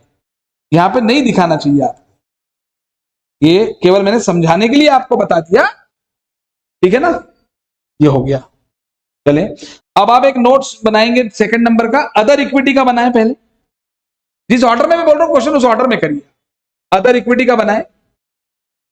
अदर इक्विटी में किसकी इक्विटी आएगी? सिर्फ पहले वो बताएं। अदर इक्विटी केवल बीएक्स की आएगी। बीएक्स एक्वायरर उसी की आएगी। एक्वायरी की तो आपने सिर्फ असेट और लायबिलिटी टेक ओवर की है, ठीक है ना? तो यहां पर general reserve, PNL, EPR, investment allowance as it is ले लें। मैं थोड़ा सा यहां पर आपको पिछला कुछ याद दिलाना चाहता हूं ताकि आप कंफ्यूज ना हो।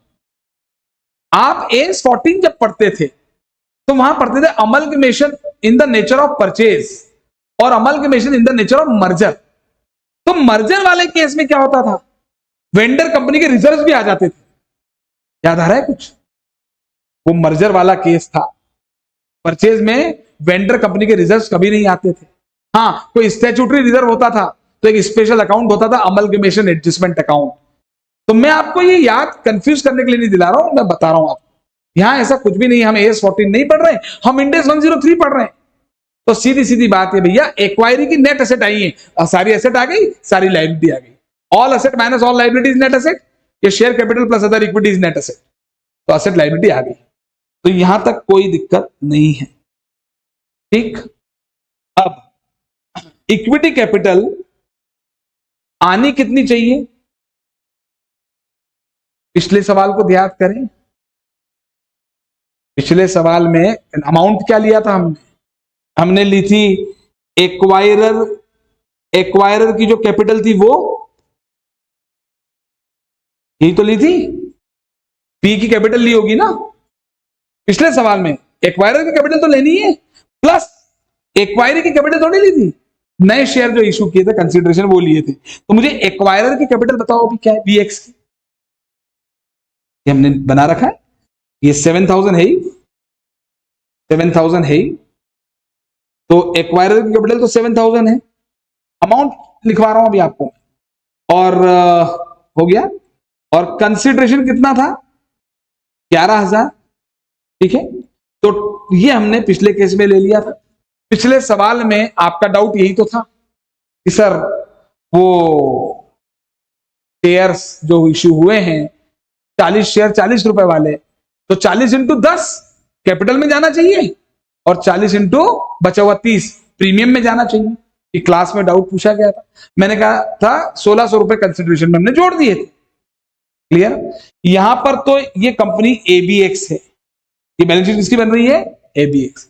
इसने आज तक कोई शेयर इश्यू किए नहीं है, इसके पहले से कोई शेयर है नहीं। वहां पे हमने याद करा था नंबर्स किसके आएंगे बताइए?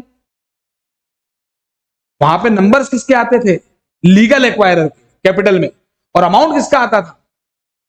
अकाउंटिंग का जो पॉइंट ऑफ व्यू से। क्लियर? यहां पे लीगल एक्वायरर के नंबर बताओ मुझे, है ही नहीं। कहां है लीगल? यही कॉमन सेंस वाला डिफरेंस है। स्टेप रिवर्स एक्विजिशन में हमने आपको लास्ट में बोला था कि ये पॉइंट आप एग्जाम में ध्यान रखना बस, कि जब आप बैलेंस शीट बनाएंगे, कंसोलिडेटेड बैलेंस शीट, तो अमाउंट तो अकाउंटिंग एक्वायरर के पॉइंट ऑफ व्यू से ले लेना, लेकिन number of shares legal acquirer के पॉइंट ऑफ व्यू से ले लेना, क्योंकि वहां पे लीगल एक्वायरर पहले से नंबर ऑफ शेयर थे। यस और नो? तो इसीलिए मैंने, आप पिछला सवाल का सॉल्यूशन भी देखें, हमने वहां नंबर 250 लिए थे। क्या माना था भाई? प्रैक्टिकली 100 शेयर पहले से थे और उसने एक के बदले में 2.5 कितने शेयर दिए थे? 150, तो 250 शेयर ले लिए थे। क्या यहां पर पहले से लीगल एक्वायरर के कोई शेयर है? नहीं है, तो वो पॉइंट यहां एप्लीकेबल नहीं होता। इंड एस 103 उस बात को प्रोहिबिट कर देता है न्यू एंटिटी फॉर्म के केस में, कि नहीं, वो तो पॉसिबल ही नहीं है, आप कर ही नहीं सकते। आपको अच्छा एक बात और समझनी पड़ेगी कि ये बैलेंस शीट सिर्फ क्या प्रेजेंट कर रही है कि कंट्रोल बीएक्स का आ गया है, इसलिए ऐसी बैलेंस शीट बन रही है, वरना आज तक बनाई थी क्या आपने? आपने अमलगमेशन AS 14 पढ़ा, कभी बनाई ऐसी? नहीं। अरे भैया AX ने आप ABX की, ये सवाल इंटर का होता तो क्या करते? AX की बुक रियलाइजेशन से बंद कर देते आप, वो अभी भी होगी, वो तो कंपनी बंद हुई है। BX की बुक भी रियलाइजेशन अकाउंट के थ्रू बंद कर देते आप, वो तो अभी भी होने वाली है। और ABX की बुक में आप क्या एंट्री करते? आप ABX को एक्वायरर मानते और आप वहां एंट्री करते थे। मैं पुराना याद दिला रहा हूं, business purchase account debit to liquidator, 2 company खरीदते आप, फिर दोनों की नेट असेट डेबिट करते, असेट डेबिट, लायबिलिटी क्रेडिट, फिर दोनों का कंसिडरेशन डिस्चार्ज करते। वाकई में उतने शेयर इश्यू होते? वाकई में कितने शेयर इश्यू होते बताए? ये अभी ऊपर निकाले थे, ये वाकई में इतने शेयर इश्यू होते ना। ABX ने AX को खरीदा, AX की औकात 11,000, ABX ने BX को खरीदा, ABX की औकात 14,000। इंटर वाला सवाल करो, क्या एंट्री होती? यही एंट्री होती, कंसिडरेशन अकाउंट जो भी है debit to equity share capital. लेकिन लीगल यहां पर बैलेंस शीट वैसी बनी नहीं रही है। इंड एस 103 कह रहा है नहीं साहब, आप रिवर्स इक्वेशन के हिसाब से बैलेंस शीट को प्रेजेंट करेंगे। तो मैंने जो कही आपको बात कि भाई नंबर आपको किसके लेने? लीगल एक्वायरर के तो ले ही नहीं सकते। अरे लीगल एक्वायरर के नंबर है क्या ऑलरेडी? कुछ नहीं है। तो फिर जो चल रहा है, जैसा पूरी बैलेंस शीट बनी है वैसे ही चलेगा। बताइए कितने शेयर्स थे ए के, बीएक्स के? बीएक्स के 700 शेयर थे ना, वही तो 7,000 आया आपका, वो तो लिख दिया, वो तो लिख दिया। और अब एक्स के तो जो नया कंसिडरेशन इशू हुआ है वो तो 550 शेयर। आपको जोड़ना, अमाउंट कितना जोड़ना है बोलो? अरे आप नंबर में कंफ्यूज हो सकते हैं यहां पर, लेकिन अमाउंट में कंफ्यूज नहीं। 11,000 जोड़ना है। ये 11,000 कैसे आया? 550 इंटू 20 से, 550 इंटू 20 से। आज तो आपको मालूम है ना कि 10 रुपीज ही फेयर वैल्यू है उसकी, तो इसीलिए इंस्टीट्यूट ने 550 इंटू 10 को तो कैपिटल में लिख दिया, और यही तो आप चाहते थे। 550 इंटू बचा हुआ 10 सिक्योरिटीज प्रीमियम में लिख दिया। तो अब आपके मन में डाउट, सर फिर कल वाले में कर देंगे ऐसा? बिल्कुल कर सकते हैं, पर सिर्फ इंस्टीट्यूट ने चूंकि उस सवाल में फेयर वैल्यू नहीं दी थी, मतलब नॉमिनल वैल्यू दी नहीं थी, तो शायद इसलिए उसने इग्नोर कर दिया। मैं फिर कह रहा हूं कि हम पिछले क्वेश्चन में भी जो हम कैपिटल लाए हैं, कि जो कंसिडरेशन वाला अमाउंट था 1600, उसको हम कैपिटल और प्रीमियम में बांट सकते थे, है ना। तो इंस्टीट्यूट का ने शायद ये लॉजिक लिया हुआ था कि हमने नॉमिनल वैल्यू नहीं दी तो आप नेता मत बनो, आपको नेता बनने की जरूरत नहीं है। लेकिन मुझे वो लॉजिक सही नहीं लगता। क्यों? क्योंकि हमने आज तक ये माना है कि नहीं, अरे कोई शेयर हमको नॉमिनल वैल्यू नहीं देती तो हम 10 रुपए 100 रुपए मान के चलते हैं ना यार, तो मान सकते। क्लियर? तो यहां पर लॉजिकली समझना, न्यू एंड हमें नंबर किसके लेने होते थे? लीगल एक्वायरर के। लेकिन लीगल एक्वायरर के तो नंबर है ही नहीं, क्योंकि तो न्यूली फॉर्म्ड है, उसके तो होना ही नहीं है। तो अब हमें अमाउंट से ही क्लियर हो जाएगा कि हमें नंबर क्या लेना है। क्या हमें 7,000 लेना है? हाँ। क्या हमें कंसिडरेशन 11,000 लेना है? हाँ। ये 11,000 कैसे आया? 550 इंटू 20 से। मेरा 33 तो अल्टरनेट अप्रोच दे रहा है, 550 इंटू 20 से आया। भाई बी ने इशू किया ना शेयर, तो बी तो अपना 20 वाला इशू करेगा ना। तो 550 इंटू 10 कैपिटल में, 550 इंटू 10 प्रीमियम में। तो पूरे सवाल को देख लो और पिछले सवाल से कंपेयर कर लो, सिर्फ क्या चेंज हुआ, न्यू एंटिटी फॉर्म का केस था, रिवर्स इक्वेशन का केस था, किसी भी स्टेप में कोई चेंज नहीं आया। आखिरी में नंबर वाला जो पॉइंट वहां हमने पढ़ा था कि नंबर लीगल एक्वायरर के लेने हैं, वो यहां हो ही नहीं सकता, क्योंकि लीगल एक्वायरर तो अभी एबीएक्स तो अभी ताजी ताजी नई नई ताजा ताजा कली खिली है, अभी बनी है वो कंपनी, और अभी वो कंपनी बनी है तो उसका ऑलरेडी कोई शेयर है ही नहीं। तो भैया 700 शेयर बीएक्स के थे, हम ये मानेंगे कि उसने 550 11,000 एक्चुअली 11,000 रुपए के कंसिडरेशन दिया है। अब उसको नंबर्स में तुम कैसे भी कर सकते थे, तो इंस्टीट्यूट ने कहा भाई 550 इंटू 20 है, 10 रुपए कैपिटल में भेज दो, 10 रुपए प्रीमियम में भेज दो। पूरे बिजनेस कॉम्बिनेशन में गारंटी दे सकता हूं कि रिवर्स इक्वेशन में ही हमको थोड़ा सा ध्यान रखना पड़ता है, वो भी मैं रटने का नहीं कह रहा हूं, लॉजिकल है बातें, आपके पास इसके अलावा ऑप्शन ही नहीं है। तो जब यही इन्हीं कारणों से तो इंडेक्स बनाए गए, इन्हीं कारणों से तो स्टैंडर्ड बनाए जाते हैं कि भाई जो डिस्प्यूटेड केस है उनको सॉल्व कर दें, और उसके अलावा भी कई अल्टरनेटिव्स हो तो हम उस हिसाब से उसका ट्रीटमेंट बता दें। ठीक है, तो पहले इस बैलेंस शीट को कंप्लीट कर लें एक बार, इस बैलेंस शीट को पूरा कंप्लीट करिए अपनी कॉपी में, सब लोग बनाएंगे इस बैलेंस शीट को ढंग से, तरीके से, सलीके से, इसमें मैं कोई भी वो रियायत नहीं दूंगा।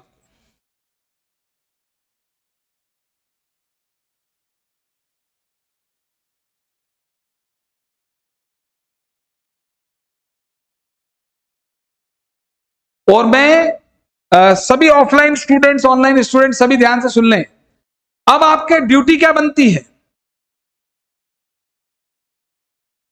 अब आपकी ड्यूटी क्या बनती है, बैलेंस शीट बना लेना, बना लोगे आप अभी, उसके बाद आपको मतलब यहां इस स्टेज पर मैं बता दूं, एक बार अपने आपके पॉइंट ऑफ व्यू से बता रहा हूं,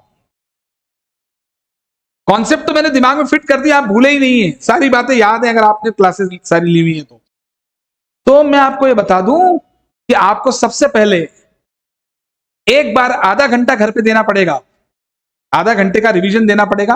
प्रोफेशनल और डायनामिक लिमिटेड वाला क्वेश्चन रिवाइज करो सबसे पहले, तो उससे इक्वेशन मेथड बैठ जाएगी दिमाग में। फिर रिवर्स इक्वेशन में एंटिटी ए बी वाला जो पिछली क्लास का क्वेश्चन था उसको रिवाइज कर लो, और उसके बाद इसको रिवाइज कर लो, तीनों 30 मिनट में हो जाएंगे और ये फिट हो जाएंगे आपके दिमाग, टेंशन खत्म है आपकी।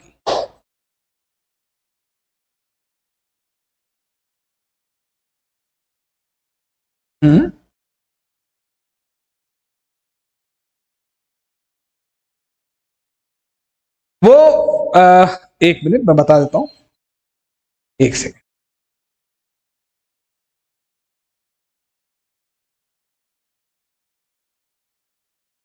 करते हैं इसको डिस्कस, ये बना लें आप बैलेंस शीट पहले।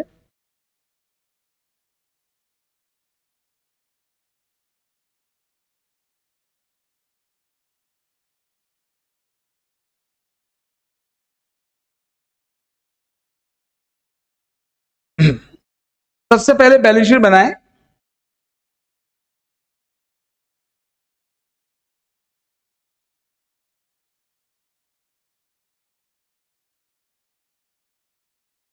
तो जब भी कंसोलिडेटेड बैलेंस शीट बनेगी तो डेफिनेटली हमारे दिमाग में ये पिक्चर क्लियर हो जाती है कि भाई जो एक्वायरर है उसकी बैलेंस शीट तो वैसी की वैसी रहेगी, और एक्वायरी की बैलेंस शीट की एसेट्स हम मर्ज करेंगे, लाइबिलिटीज को मर्ज करेंगे, फेयर वैल्यू पे करेंगे, और उसके बाद जो एक्वायरी है उसकी शेयर कैपिटल और रिजर्व थोड़ी आएंगे यहां पर, उसकी तो उसको तो इस नेट एसेट के बदले में कंसिडरेशन दिया है हमने, तो वो कंसिडरेशन आने वाला है।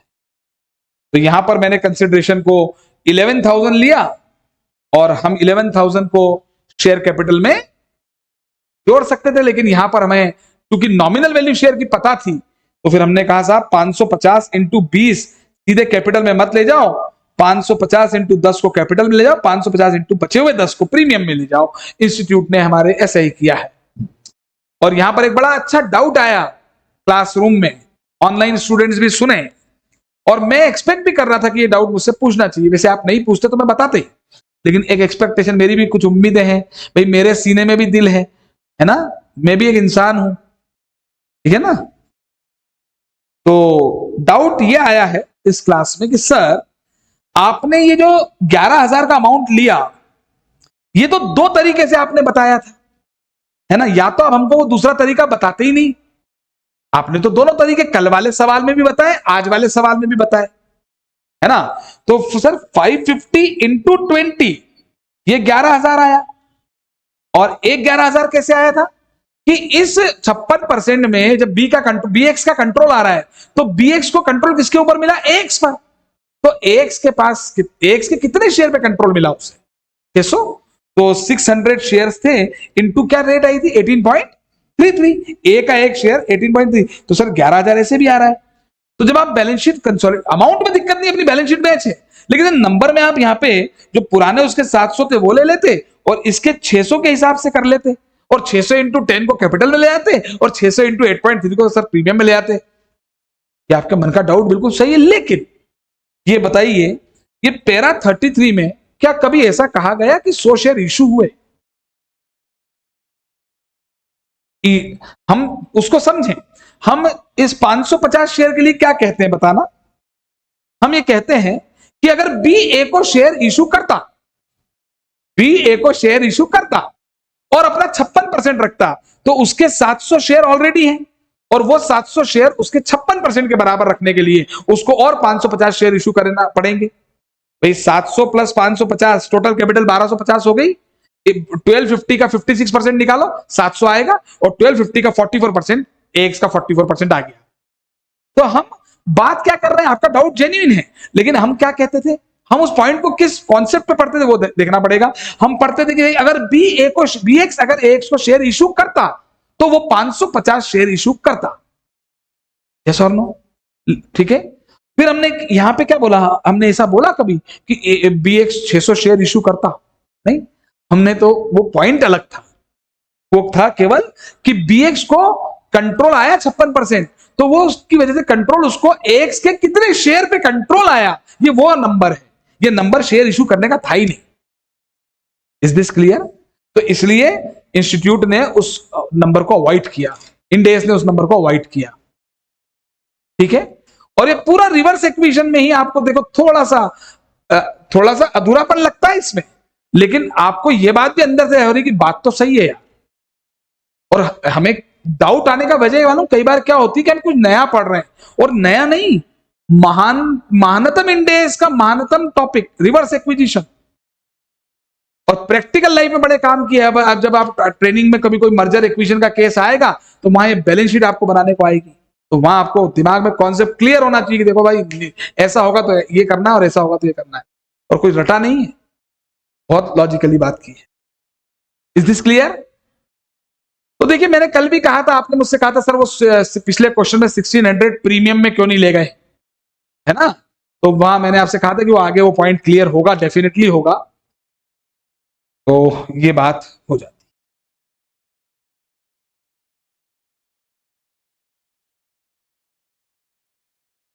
तो मेरा सभी से कहना है कि भाई एक रिवीजन आधे पौन घंटे का आपको घर पे एक समय देना चाहिए, जिसमें पहले प्रोफेशनल और डायनामिक लिमिटेड वाला क्वेश्चन रिवाइज करना चाहिए, फिर पिछला रिवर्स इक्वेशन का और आज वाला ये क्वेश्चन हमें करना चाहिए।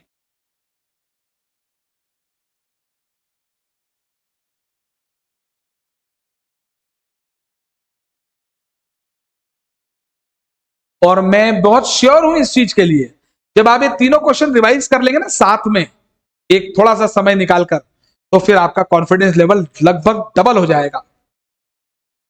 डाउट लेवल आपका रिड्यूस वैसे भी नहीं है, जो थोड़ा बहुत है वो भी खत्म हो जाएगा।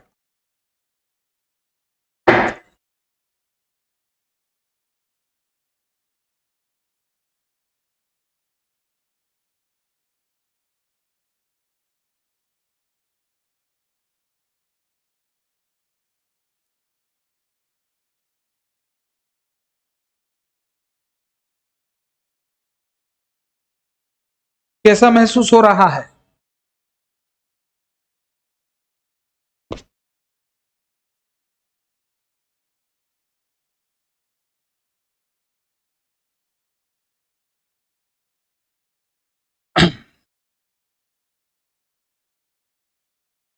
ऑनलाइन में जो स्टूडेंट्स हैं, इंदौर से आयुष,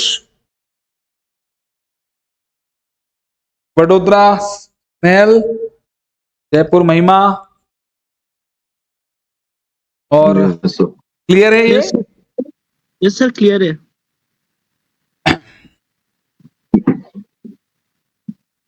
तो ये क्वेश्चंस आप करेंगे तीनों एक बार, आराम से हो जाएंगे, बहुत आराम से। चलो, अब जिसका मुझे था इंतजार वो घड़ी आ गई आ गई। मैं आज आपको थोड़ा सा कॉमन कंट्रोल ट्रांजैक्शन के बारे में बताऊं। हम लोग एक्विजिशन पढ़ चुके हैं, रिवर्स एक्विजिशन पढ़ चुके हैं। एक्विजिशन और रिवर्स एक्विजिशन की जो एक ही मेथड अकाउंटिंग की, एक्विजिशन मेथड, वो पढ़ चुके हैं। अच्छा, मैं एक बात यहां पे पहले एक बात और क्लियर कर दूं कि हमारा पढ़ने का तरीका हमेशा यही रहेगा। हम पहले कॉन्सेप्ट सारे क्लियर करेंगे और कॉन्सेप्ट के साथ साथ अपने एग्जाम्पल्स करेंगे, ठीक है? उन जब कॉन्सेप्ट्स पूरे हो जाएंगे, हमारे अपने एग्जाम्पल्स पूरे हो जाएंगे, तो हम इंस्टीट्यूट के एग्जाम के आए हुए क्वेश्चन या मॉड्यूल के क्वेश्चंस करेंगे, और वो लेवल वाले करेंगे सीधे। लेवल लेवल मतलब ये तीनों क्वेश्चन लेवल के ही थे, इनसे ऊपर लेवल जनरली है ही नहीं। ये मान के चलना कि बिजनेस कॉम्बिनेशन का अगर कॉम्प्रिहेंसिव क्वेश्चन आया तो इसी तरह के 3 क्वेश्चन में से कोई एक क्वेश्चन आपको देखने को मिलेगा। तो वो थोड़ा बहुत कुछ चेंज कर देंगे, हल्का फुल्का, तो कैलकुलेशन चेंज होगी। जैसे वो डिवेंचर सेम वैल्यू की जगह कम ज्यादा वैल्यू के हो गए, तो उसमें क्या दिक्कत है? वो तो ऊपर फेयर वैल्यू में फिर वही वाले डायरेक्ट ले लेना। तो खैर, तो ये बात क्लियर हो जाती है आपको। और क्वेश्चन करने के बाद अभी मैं आपको एक बात बता दूं, स्टडी मटेरियल के जो छोटे छोटे क्वेश्चन हैं वो भी क्लास में भी डिस्कस करेंगे, सारे फटाफट फटाफट फटाफट हो जाएंगे वो, ठीक है? तो अब हम आ रहे हैं यहां पर, आज समझते हैं कॉमन कंट्रोल ट्रांजैक्शंस। इसके लिए बहुत शुरुआत में मैं लेके चलूं एक बार आपको, ये भी कि नहीं पता नहीं।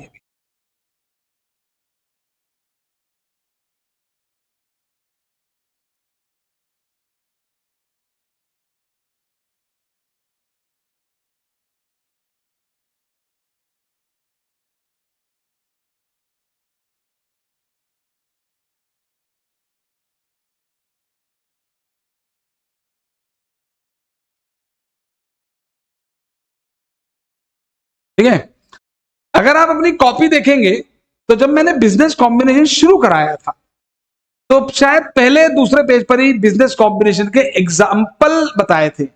उसमें अमलगमेशन भी था, उसमें एब्जॉर्प्शन भी था, उसमें एक्सटर्नल रिकंस्ट्रक्शन भी था, उसमें डीमर्जर भी था, और उसमें एक्विजिशन भी था। 5 एग्जाम्पल मैंने बताया था कि भाई बिजनेस कॉम्बिनेशन के इस तरह के कुछ एग्जाम्पल्स है ना। अब देखिए, यहां पर हमारा टॉपिक है फिलहाल कॉमन कंट्रोल ट्रांजैक्शंस। और अगर ये आ जाता है तो फिर एक्विजिशन मेथड नहीं लगेगी, जो अकाउंटिंग मेथड होगी उसका नाम बोलिए क्या है? Accounting method is pooling of interest method. मैंने सिर्फ ये नाम आज तक याद करवाए थे। अब सर, कॉमन कंट्रोल ट्रांजैक्शन होता क्या है, इसकी अकाउंटिंग कैसे होती है, ये प्रॉपर हम लिखेंगे, अभी नहीं, पहले उसको समझें। एक लाइन में समझा देता हूं। ऐसा बिजनेस कॉम्बिनेशन हुआ जिसकी वजह से जिन लोगों के हाथ में पहले कंट्रोल था, बाद में भी उन्हीं के पास कंट्रोल है। जिनके पास पहले कंट्रोल था, बाद में भी उन्हीं सेम पर्संस के पास कंट्रोल है, तो वो ट्रांजैक्शन कहलाता है कॉमन कंट्रोल ट्रांजैक्शन। बात समझ में नहीं आएगी, लेकिन दिमाग में पहले फिट करनी है कि जैसा पहले था वही सब बाद में भी है। जिन लोगों के हाथ में पहले कंट्रोल था, उन्हीं लोगों के हाथ में बाद में भी कंट्रोल है, तो ये कॉमन कंट्रोल ट्रांजैक्शन है। ठीक है, मैं यहां पर एग्जाम्पल्स लेता हूं। मैं पहले जनरल मीनिंग लिखवा देता हूं इसका, जनरल मीनिंग।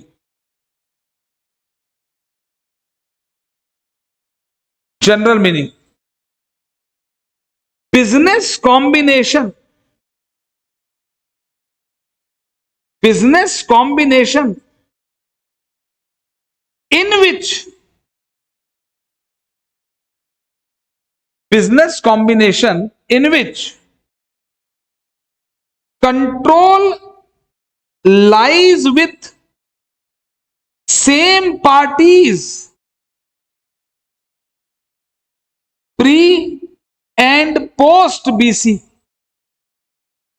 बस बात खत्म। बीसी के पहले, बिजनेस कॉम्बिनेशन के पहले और बिजनेस कॉम्बिनेशन के बाद अगर कंट्रोल सेम लोगों के हाथ में है तो फिर ये कॉमन कंट्रोल ट्रांजैक्शन आ जाएगा। और यहां पर एक चुनौती हमारे सामने आ गई है भैया कि अब हमें ऐसे ट्रांजैक्शंस खोजने होंगे बिजनेस कॉम्बिनेशन में जिसमें प्री बीसी और पोस्ट बीसी कंट्रोल सेम लोगों के हाथ में हो। और इससे भी बड़ी चुनौती हमारे हाथ सामने ये आ गई है कि अभी तक जो हम केसेस पढ़ रहे थे, क्या उसमें ऐसा नहीं हुआ था? अरे उसमें ऐसा नहीं हुआ होगा तभी तो वो कॉमन कंट्रोल में नहीं आए थे। तो हमें नए नए केसेस भी सीखने होंगे और हमें पुराने केसेस को भी रिवाइज करना होगा कि सर ए ने बी के 70% शेयर ले लिए और उसके बदले में अपने शेयर दे दिए, कैश दे दिया, तो कंट्रोल क्या पुराने लोगों से हटके नए लोगों पे पास शिफ्ट हो गया? कंट्रोल जिन लोगों के पास बिजनेस कॉम्बिनेशन के पहले था और बिजनेस कॉम्बिनेशन के बाद भी सेम उन्हीं पार्टीज के पास कंट्रोल है, तो वो कॉमन कंट्रोल ट्रांजैक्शन है। तो अब हमें तो चेक करना पड़ेगा भाई साहब सबसे पहले। और मैं अभी आपको बता दूं, ये मैंने जनरल मीनिंग लिखवाया है। इंड एस 103 की डेफिनेशन में तो अभी और भी कुछ बातें होने वाली हैं, मतलब कुछ कंडीशंस दे रखी है। ठीक, अब मैं आपको एक बात यहां पे और याद दिला दूं पहले ही, ये पूलिंग ऑफ इंटरेस्ट मेथड नाम आपके लिए नया नहीं है। अमलगमेशन का जब एस 14 पढ़ते थे तो amalgamation in the nature of purchase की अकाउंटिंग परचेज मेथड से होती थी, और इन द नेचर ऑफ मर्जर वो 5 कंडीशन थी, याद है आपको? क्या थी मर्जर की 5 कंडीशन, कुछ याद है? सारी एसेट्स टेक ओवर की जाएगी, सारी लायबिलिटीज टेक ओवर की जाएगी, वो भी बुक वैल्यू पे ही की जाएगी, और इक्विटी शेयर होल्डर को कंसिडरेशन में सिर्फ आप इक्विटी शेयर ही दोगे, उनको कंसिडरेशन शेयर्स में ही देना पड़ेगा, इक्विटी शेयर में ही। हाँ, फ्रैक्शनल आ जाए, फ्रैक्शन पॉइंट में आ जाए तो कैश दे सकते थे। ऐसी कुछ कंडीशंस वहां थी, वो मर्जर था और वहां मेथड पूलिंग ऑफ इंटरेस्ट लगती थी। और यहां कॉमन कंट्रोल ट्रांजैक्शन में पूलिंग ऑफ इंटरेस्ट है, ठीक है? वहां से कंपैरिजन करना भी जरूरी, क्योंकि एग्जाम में ये थ्योरी क्वेश्चन बनता है, what is the difference between end S 103 and S 14? बिल्कुल बनेगा क्वेश्चन, डिफरेंस का क्वेश्चन, थ्योरेटिकल क्वेश्चन बनता है, हम जिसको छोड़ के जाते हैं वो आ जाता है कई बार। तो इसलिए हमें बिजनेस कॉम्बिनेशन की बात करनी पड़ी। मैं धीरे धीरे बात करता हूं, जरा देखें, लिखना मेरे साथ साथ। एग्जांपल दे रहा हूं मैं तो। ए लिमिटेड एग्जिस्टिंग कंपनी, इसकी बैलेंस शीट होगी, इसकी एसेट लायबिलिटी इक्विटी होगी। Name changed,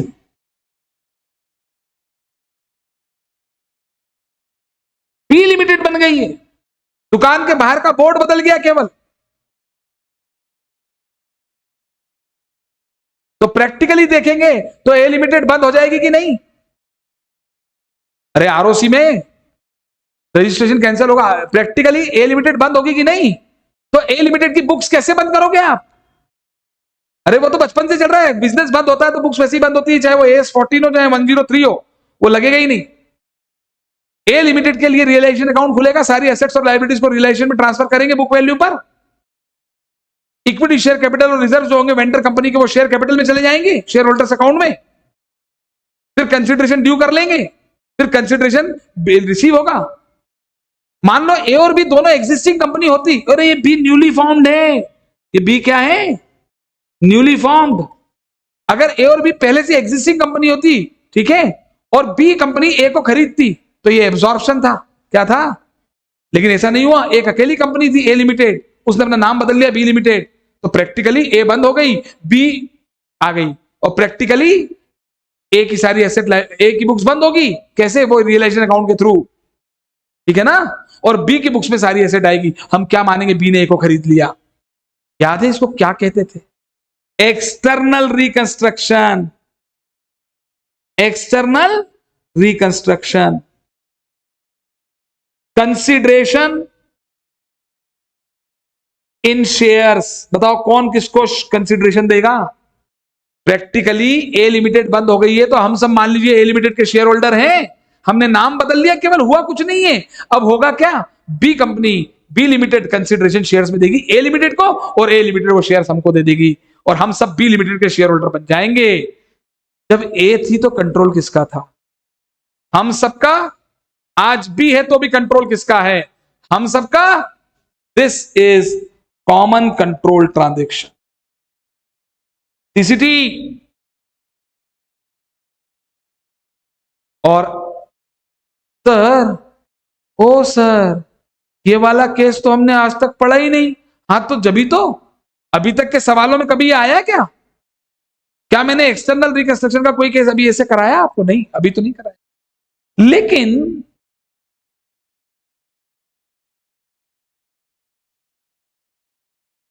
this is common control transaction. अच्छा, प्रैक्टिकली तो नहीं होगा, लेकिन मैं एक केस बना देता हूं। ए लिमिटेड बंद हो रही है, मैंने कभी प्रैक्टिकली लाइफ में भी एक्सटर्नल रिकंस्ट्रक्शन में जो मैं बोलने जा रहा हूं वो मैंने नहीं देखा है ना, पर मेरे दिमाग में आता है तो मैं बना देता हूं कि भाई ए लिमिटेड ने बी लिमिटेड नाम बदला है केवल, है कि नहीं? नाम बदलने के लिए अपन सब ए लिमिटेड के शेयर होल्डर राजी नहीं थे, अपन सब राजी नहीं थे। तो हमने बोला हमको नहीं बनना नई कंपनी का शेयर होल्डर, पैसे दे दो हमारे, पैसे दे दो हमारे। तो बी लिमिटेड, हालांकि हम ही सब लोग हैं वैसे देखा जाए, पर शेयर होल्डर्स के अलावा प्रमोटर्स भी तो होते हैं, अरे कुछ और भी तो लोग होते हैं, है ना? तो डिसीजन मेकिंग हो रही है, तो बोले साहब हमें तो पैसे दे दो आप, अपन सब ए लिमिटेड के शेयर होल्डर हैं, हम इस नाम बदलाव के चक्कर में नहीं आना चाहते। तो फिर बी लिमिटेड ने नए शेयर इशू कर दिए किसी और को, बी लिमिटेड ने नए शेयर इशू कर दिए किसी और को, और वहां से पैसा आया और हमारे पैसे लौटा दिए, कंसिडरेशन कैश में दे दिया। अब बताओ क्या ये कॉमन कंट्रोल ट्रांजैक्शन है?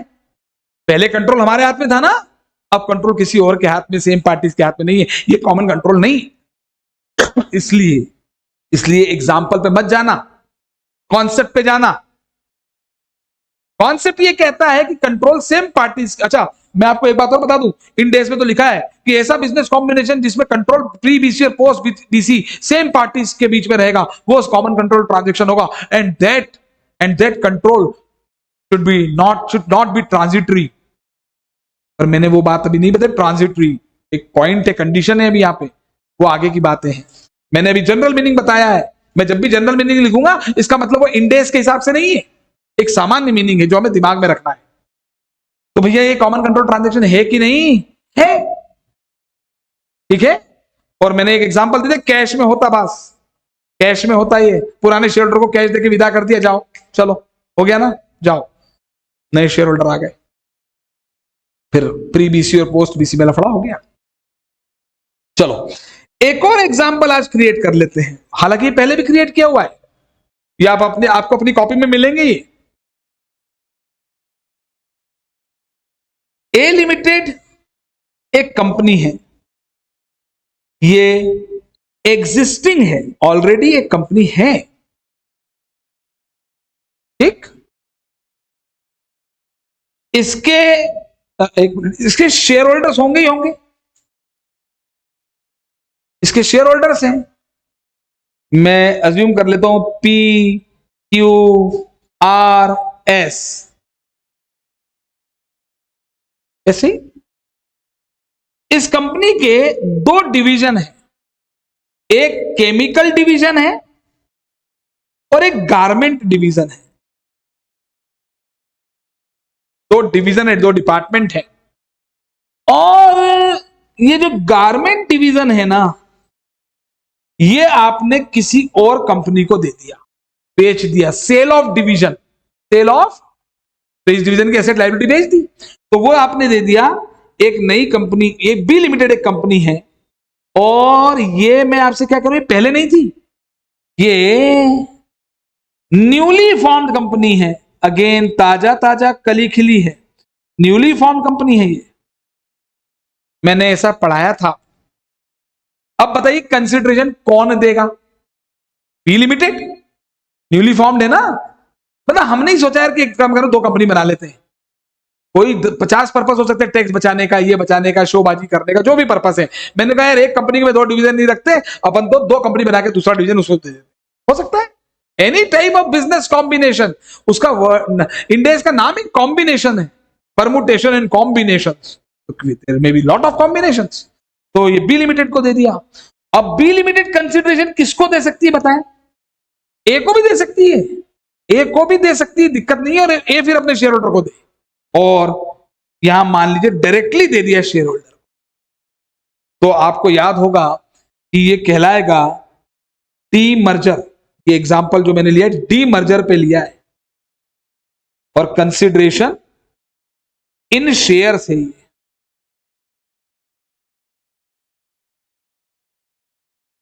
ठीक है,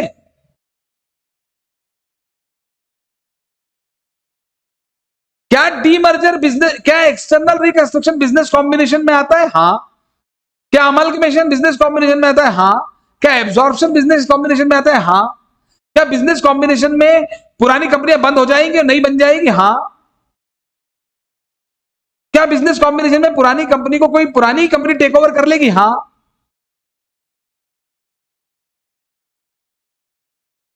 और केवल एक कंपनी ने दूसरी कंपनी के शेयर होल्डर से जाके शेयर खरीद लिए तो भी ये बिजनेस कॉम्बिनेशन है? हाँ। बहुत सारे केसेस पड़े, ए लिमिटेड ने बी लिमिटेड के शेयर होल्डर से 70% शेयर एक्वायर कर लिए, ना तो बी बंद हुई ना ए तो है ही, बी भी बंद नहीं हुई। कोई जरूरी थोड़ी जिसके एक्वायर किया वो बंद हो जाए। ये सारी बातें हम कर चुके हैं। मैं जो पूछूं आंसर देंगे। पहले कंट्रोल किसका था? मैं यहां पर एक चीज और बता देता हूं आपको। पी के पास 40% शेयर थे। ये मैं जानबूझ के दे रहा हूं, जरूरत नहीं थी मुझे बोलने की, हालांकि क्योंकि हमें मालूम है प्रोराटा अलॉटमेंट ही होता है। अरे भाई, वहां से जो कंसिडरेशन आएगा तो कंपनी के केस में कोई प्रॉफिट शेयरिंग रेशियो तो चलता नहीं है। कंपनी के केस में तो जो भी मिलेगा वो शेयर के आधार पर मिलेगा। तो मान लीजिए इसके 40% शेयर थे, क्यू के पास 30% थे, 70, और इसके पास 20% थे, इसके पास 10% थे। बताइए। और मैं एक ऐसे ही पॉइंट दे रहा हूं,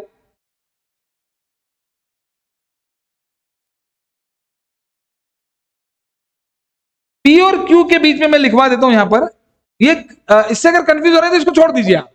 इससे अगर कंफ्यूज हो तो भी जरूरत नहीं है, क्योंकि ये पॉइंट आगे डिस्कस होने वाले हैं। बताइए कंट्रोल कौन कर रहा है? वैसे तो कोई नहीं। बताइए, ये तो 50 के ऊपर कंट्रोल आएगा ना। वैसे तो कोई कंट्रोल कहां कर रहा है? ए लिमिटेड को कंट्रोल कौन कर रहा है बताओ? कोई नहीं। मैंने परसेंटेज ऐसे लिए, परसेंटेज कुछ भी दे सकता हूं। अब मैं यहां पे लिखवाता हूं, पी और क्यू के बीच में एग्रीमेंट हो गया है कि अपन जब भी मीटिंग होगी ना साथ रहेंगे, ध्यान रखना। अपन सब्सटेंस ओवर फॉर्म, मैं कुछ सिखाने की कोशिश कर रहा हूं आपको। पी और क्यू ने एग्रीमेंट क्या कर लिया है? अच्छा, पी इतना ताकतवर है वो बाकी 2 के साथ भी कर सकता था, आर और एस के साथ, और क्यू आर एस भी मिलकर कुछ कर सकते हैं। पी और क्यू ने क्या कर लिया है? ये लीगल एग्रीमेंट कर लिया कि अपन साथ हैं, हम साथ साथ हैं। उन बाकी 2 लोग पूछ रहे हैं हम आपके हैं कौन? तो कोई नहीं हो तुम। समझ में आ गई बात? अब आप बता कंट्रोल किसका है? पी और क्यू का। बिजनेस कॉम्बिनेशन में डीमर्जर हो गया, वहां से कंसिडरेशन आएगा, 70% किसको मिलेगा? पी और क्यू को। पहले कंट्रोल किसका था? पी और क्यू का नहीं था ना। एग्रीमेंट हो गया, बोल दिया एग्रीमेंट हो गया। अब प्रैक्टिकली हम लोग कंट्रोल 50% से देखते हैं क्या? नहीं, मैंने आपको ये बात भी पहले बताई है कि सब्सटेंस ओवर फॉर्म देखा जाएगा। मेरे पास एक वैसे हम मान के चलेंगे 50% से ऊपर कंट्रोल है, लेकिन मैंने आपको पहले ही दिन ये बात बताई थी कि एक कंपनी के मेरे पास सिर्फ 45% शेयर हैं और बाकी 55% शेयर हजारों शेयर होल्डर्स के पास हैं, और ये बात की श्योरिटी कि वो कभी इकट्ठा ही नहीं होंगे, कभी इकट्ठे आएंगे ही नहीं। वो पॉसिबल ही नहीं कि एक साथ इतने सारे लोग आ जाएं, वो तो आएंगे ही नहीं। 10-20% लोग ही आने वाले हैं। तो उस मीटिंग में मैं जाऊंगा, ये कंफर्म है। तो मेरे 45% होते हुए भी मेरी बात चल जाएगी, और मेरी बात चल जाएगी तो मेरा कंट्रोल है।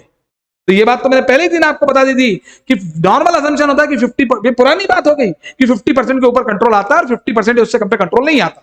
लेकिन आगे आने वाले केसेस में जब हम इंडेक्स 110 की बात करेंगे तो वहां कंट्रोल की एक वाइड डेफिनेशन पढ़ेंगे, और वहां पढ़ेंगे कि कंट्रोल सब्सटेंस ओवर फॉर्म से देखा जाएगा।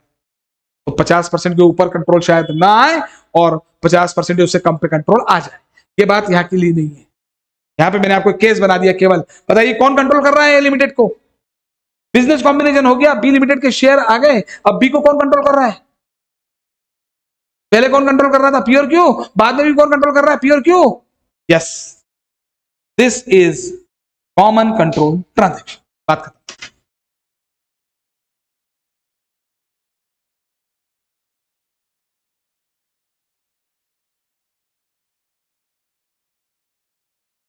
अगर ऐसा कोई ट्रांजेक्शन होता कि बी के शेयर आर और एस को ज्यादा मिल जाते, अगर ऐसा कोई ट्रांजेक्शन होता कि बी के शेयर आर और एस को ज्यादा मिल जाते, मान लो जैसे मैंने ऊपर बताया था ना कि भाई वो एक्सटर्नल रिकंस्ट्रक्शन में पुराने शेयर होल्डर मान नहीं रहे हैं, वो बोले हमें तो कैश दे दो, होता नहीं है ऐसा, ठीक है, पर मान लो उन्होंने कैश मांग लिया, तो आपको कोई एग्जाम्पल नहीं रखना है, आपको कॉन्सेप्ट दिमाग में रखना है कि कंट्रोल प्री बीसी जिनके हाथ में था और पोस्ट बीसी जिनके हाथ में था, ठीक है, अगर सेम पार्टीज के हाथ में कंट्रोल है तो वो कॉमन कंट्रोल ट्रांजेक्शन है, और उसकी अकाउंटिंग आज तक जो पड़ी वैसे नहीं लगेगी, वो लगेगी पूलिंग ऑफ इंटरेस्ट मेथड। और वो पूलिंग ऑफ इंटरेस्ट मेथड क्यों है, पुरानी मेथड क्यों नहीं यूज हुई, नई मेथड क्यों लाए, उसका भी लॉजिक है, हर चीज का लॉजिक है, ठीक है। ये तो एग्जैक्टली मैंने आपको वो दो केसेस बताए आज, जिसके मैंने क्या कहा था, दो चुनौतियां हैं कॉमन कंट्रोल ट्रांजेक्शन में। क्या क्या? एक, हमें ऐसे ट्रांजेक्शन सीखने पड़ेंगे जो कॉमन कंट्रोल ट्रांजेक्शन है, पर हमें यह भी तो दिमाग लगाना पड़ेगा कि आज तक जो पड़ा उसमें कॉमन कंट्रोल ट्रांजेक्शन क्यों नहीं आया, ठीक है, वो आराम से हो जाएगा। एक पुराना वाला, ये तो दोनों केस मैंने आज तक लिए ही नहीं, नए केस हैं। एक पुराना वाला केस लेते हैं, ए लिमिटेड ने बी लिमिटेड के शेयर होल्डर्स से उसके 70% शेयर्स खरीद लिए,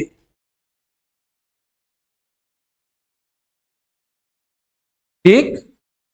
मान लीजिए बी लिमिटेड के जो शेयर होल्डर थे ना, वो थे मिस्टर पी और मिस्टर क्यू, है ना। मिस्टर पी के पास 70% थे और क्यू के पास 30%। ए लिमिटेड वाले किसके पास गए? पी के पास, और उससे खरीद लाए। क्या ये बिजनेस कॉम्बिनेशन है? हाँ, ये एक्विजिशन है, हम पढ़ चुके हैं। क्या बी बंद हो गई? नहीं, ये शेयर खरीदे, शेयर खरीद के एक्वायर कर लिया, कब्जा। हाँ, ए बी को भी खरीद सकती थी, बी बंद हो जाती है और ए में मर्ज हो जाती, वो भी पढ़ा है ना। और ए लिमिटेड वाले लोग, ए लिमिटेड के शेयर होल्डर जितने भी थे, बहुत सारे शेयर होल्डर होंगे, यहां भी किसी का कंट्रोल होगा, ठीक है, क्लियर, यहां भी किसी का कंट्रोल होगा।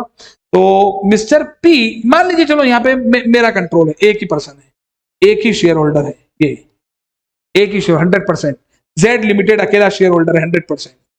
बताओ पहले ए पर कौन कंट्रोल करता था? Z, clear. नए शेयर कुछ इश्यू भी हुए, अरे कंसिडरेशन है ना। ए लिमिटेड ने, इसको सुनना, ए लिमिटेड ने बी लिमिटेड के 70% शेयर बाजार में जाके खरीदे। किससे खरीदे? मिस्टर पी से, मिस्टर पी से, क्लियर। इसके बदले में कैश दिया। क्या दिया? केसेस कोई सा भी आ सकता, कैश दिया। बताओ पहले कंट्रोल किसका था? ए लिमिटेड पे किसका कंट्रोल था? ठीक है ना। और बी पे किसका कंट्रोल था? पी का। अब बी पे भी किसका हो गया? हाँ, वही जेड का या ए लिमिटेड का। तो पहले कंट्रोल वाली पार्टी चेंज हो गई कि नहीं? अरे दो पार्टी सामने दिख रही हैं, प्री बीसी और पोस्ट बीसी। बी लिमिटेड में देखो ना आप, कंट्रोल चेंज हो गया ना। कॉमन कंट्रोल ट्रांजैक्शन की कंडीशन क्या है कि कोई सा भी ट्रांजैक्शन कर लो आप, प्री बिजनेस कॉम्बिनेशन और post business combination, control lies with the same parties, then only it is CCT, otherwise it is not CCT. तो मैं भी इसके बहुत सारे एग्जांपल बनाऊंगा, ये लिखने की जरूरत नहीं है, ये मैंने वो पुराना केस ले लिया जो आज तक हम पढ़ते हुए आए। अच्छा चलो हम रिवर्स इक्वेशन पे आ जाते हैं। अभी एबीएक्स वाला सवाल किया, ठीक है। एक्स पे पहले किसका कंट्रोल था? मान लो मैं एक्स का शेयर होल्डर, हम दोनों, हम सब थे, ठीक है। बी एक्स के कौन थे? आप थे, ठीक हो गया। कंट्रोल पहले अपने इधर था, लेकिन रिवर्स इक्वेशन हो गया, बाद में कंट्रोल किसका आ गया? सिर्फ हमारा या सिर्फ तुम्हारा? सीसीटी है ही नहीं। सीसीटी होने के लिए, पिछला सवाल कल किया था हमने पिछली क्लास में, एंटिटी ए ने बी को एक्वायर किया था, लीगल। पहले कंट्रोल किसका था? एंटिटी ए पे 100% कंट्रोल एंटिटी ए का था और बी पे वो था। लेकिन इस इक्वेशन के बाद क्या हुआ? पूरा कंट्रोल एक के पास चला गया। चला गया था कि नहीं? तो वो कॉमन कंट्रोल नहीं था। तो कॉमन कंट्रोल में नई नई चीजें भी आएंगी भी जो हमने अभी तक पढ़ी नहीं है, और पुरानी चीजें कॉमन कंट्रोल में क्यों नहीं आई वो दिमाग में फिट होगा। इसी लाइन से ये लाइन दिमाग में होना चाहिए। Any type of business combination in which control lies with the same parties, pre and post business combination, that transaction is a common control transaction. और उसकी अकाउंटिंग इन डेस 103 अपेंडिक्स सी पूलिंग इंटरेस्ट मेथड से होगी, जो हमने आज तक पढ़ा। एक्विजिशन मेथड उससे नहीं होगी।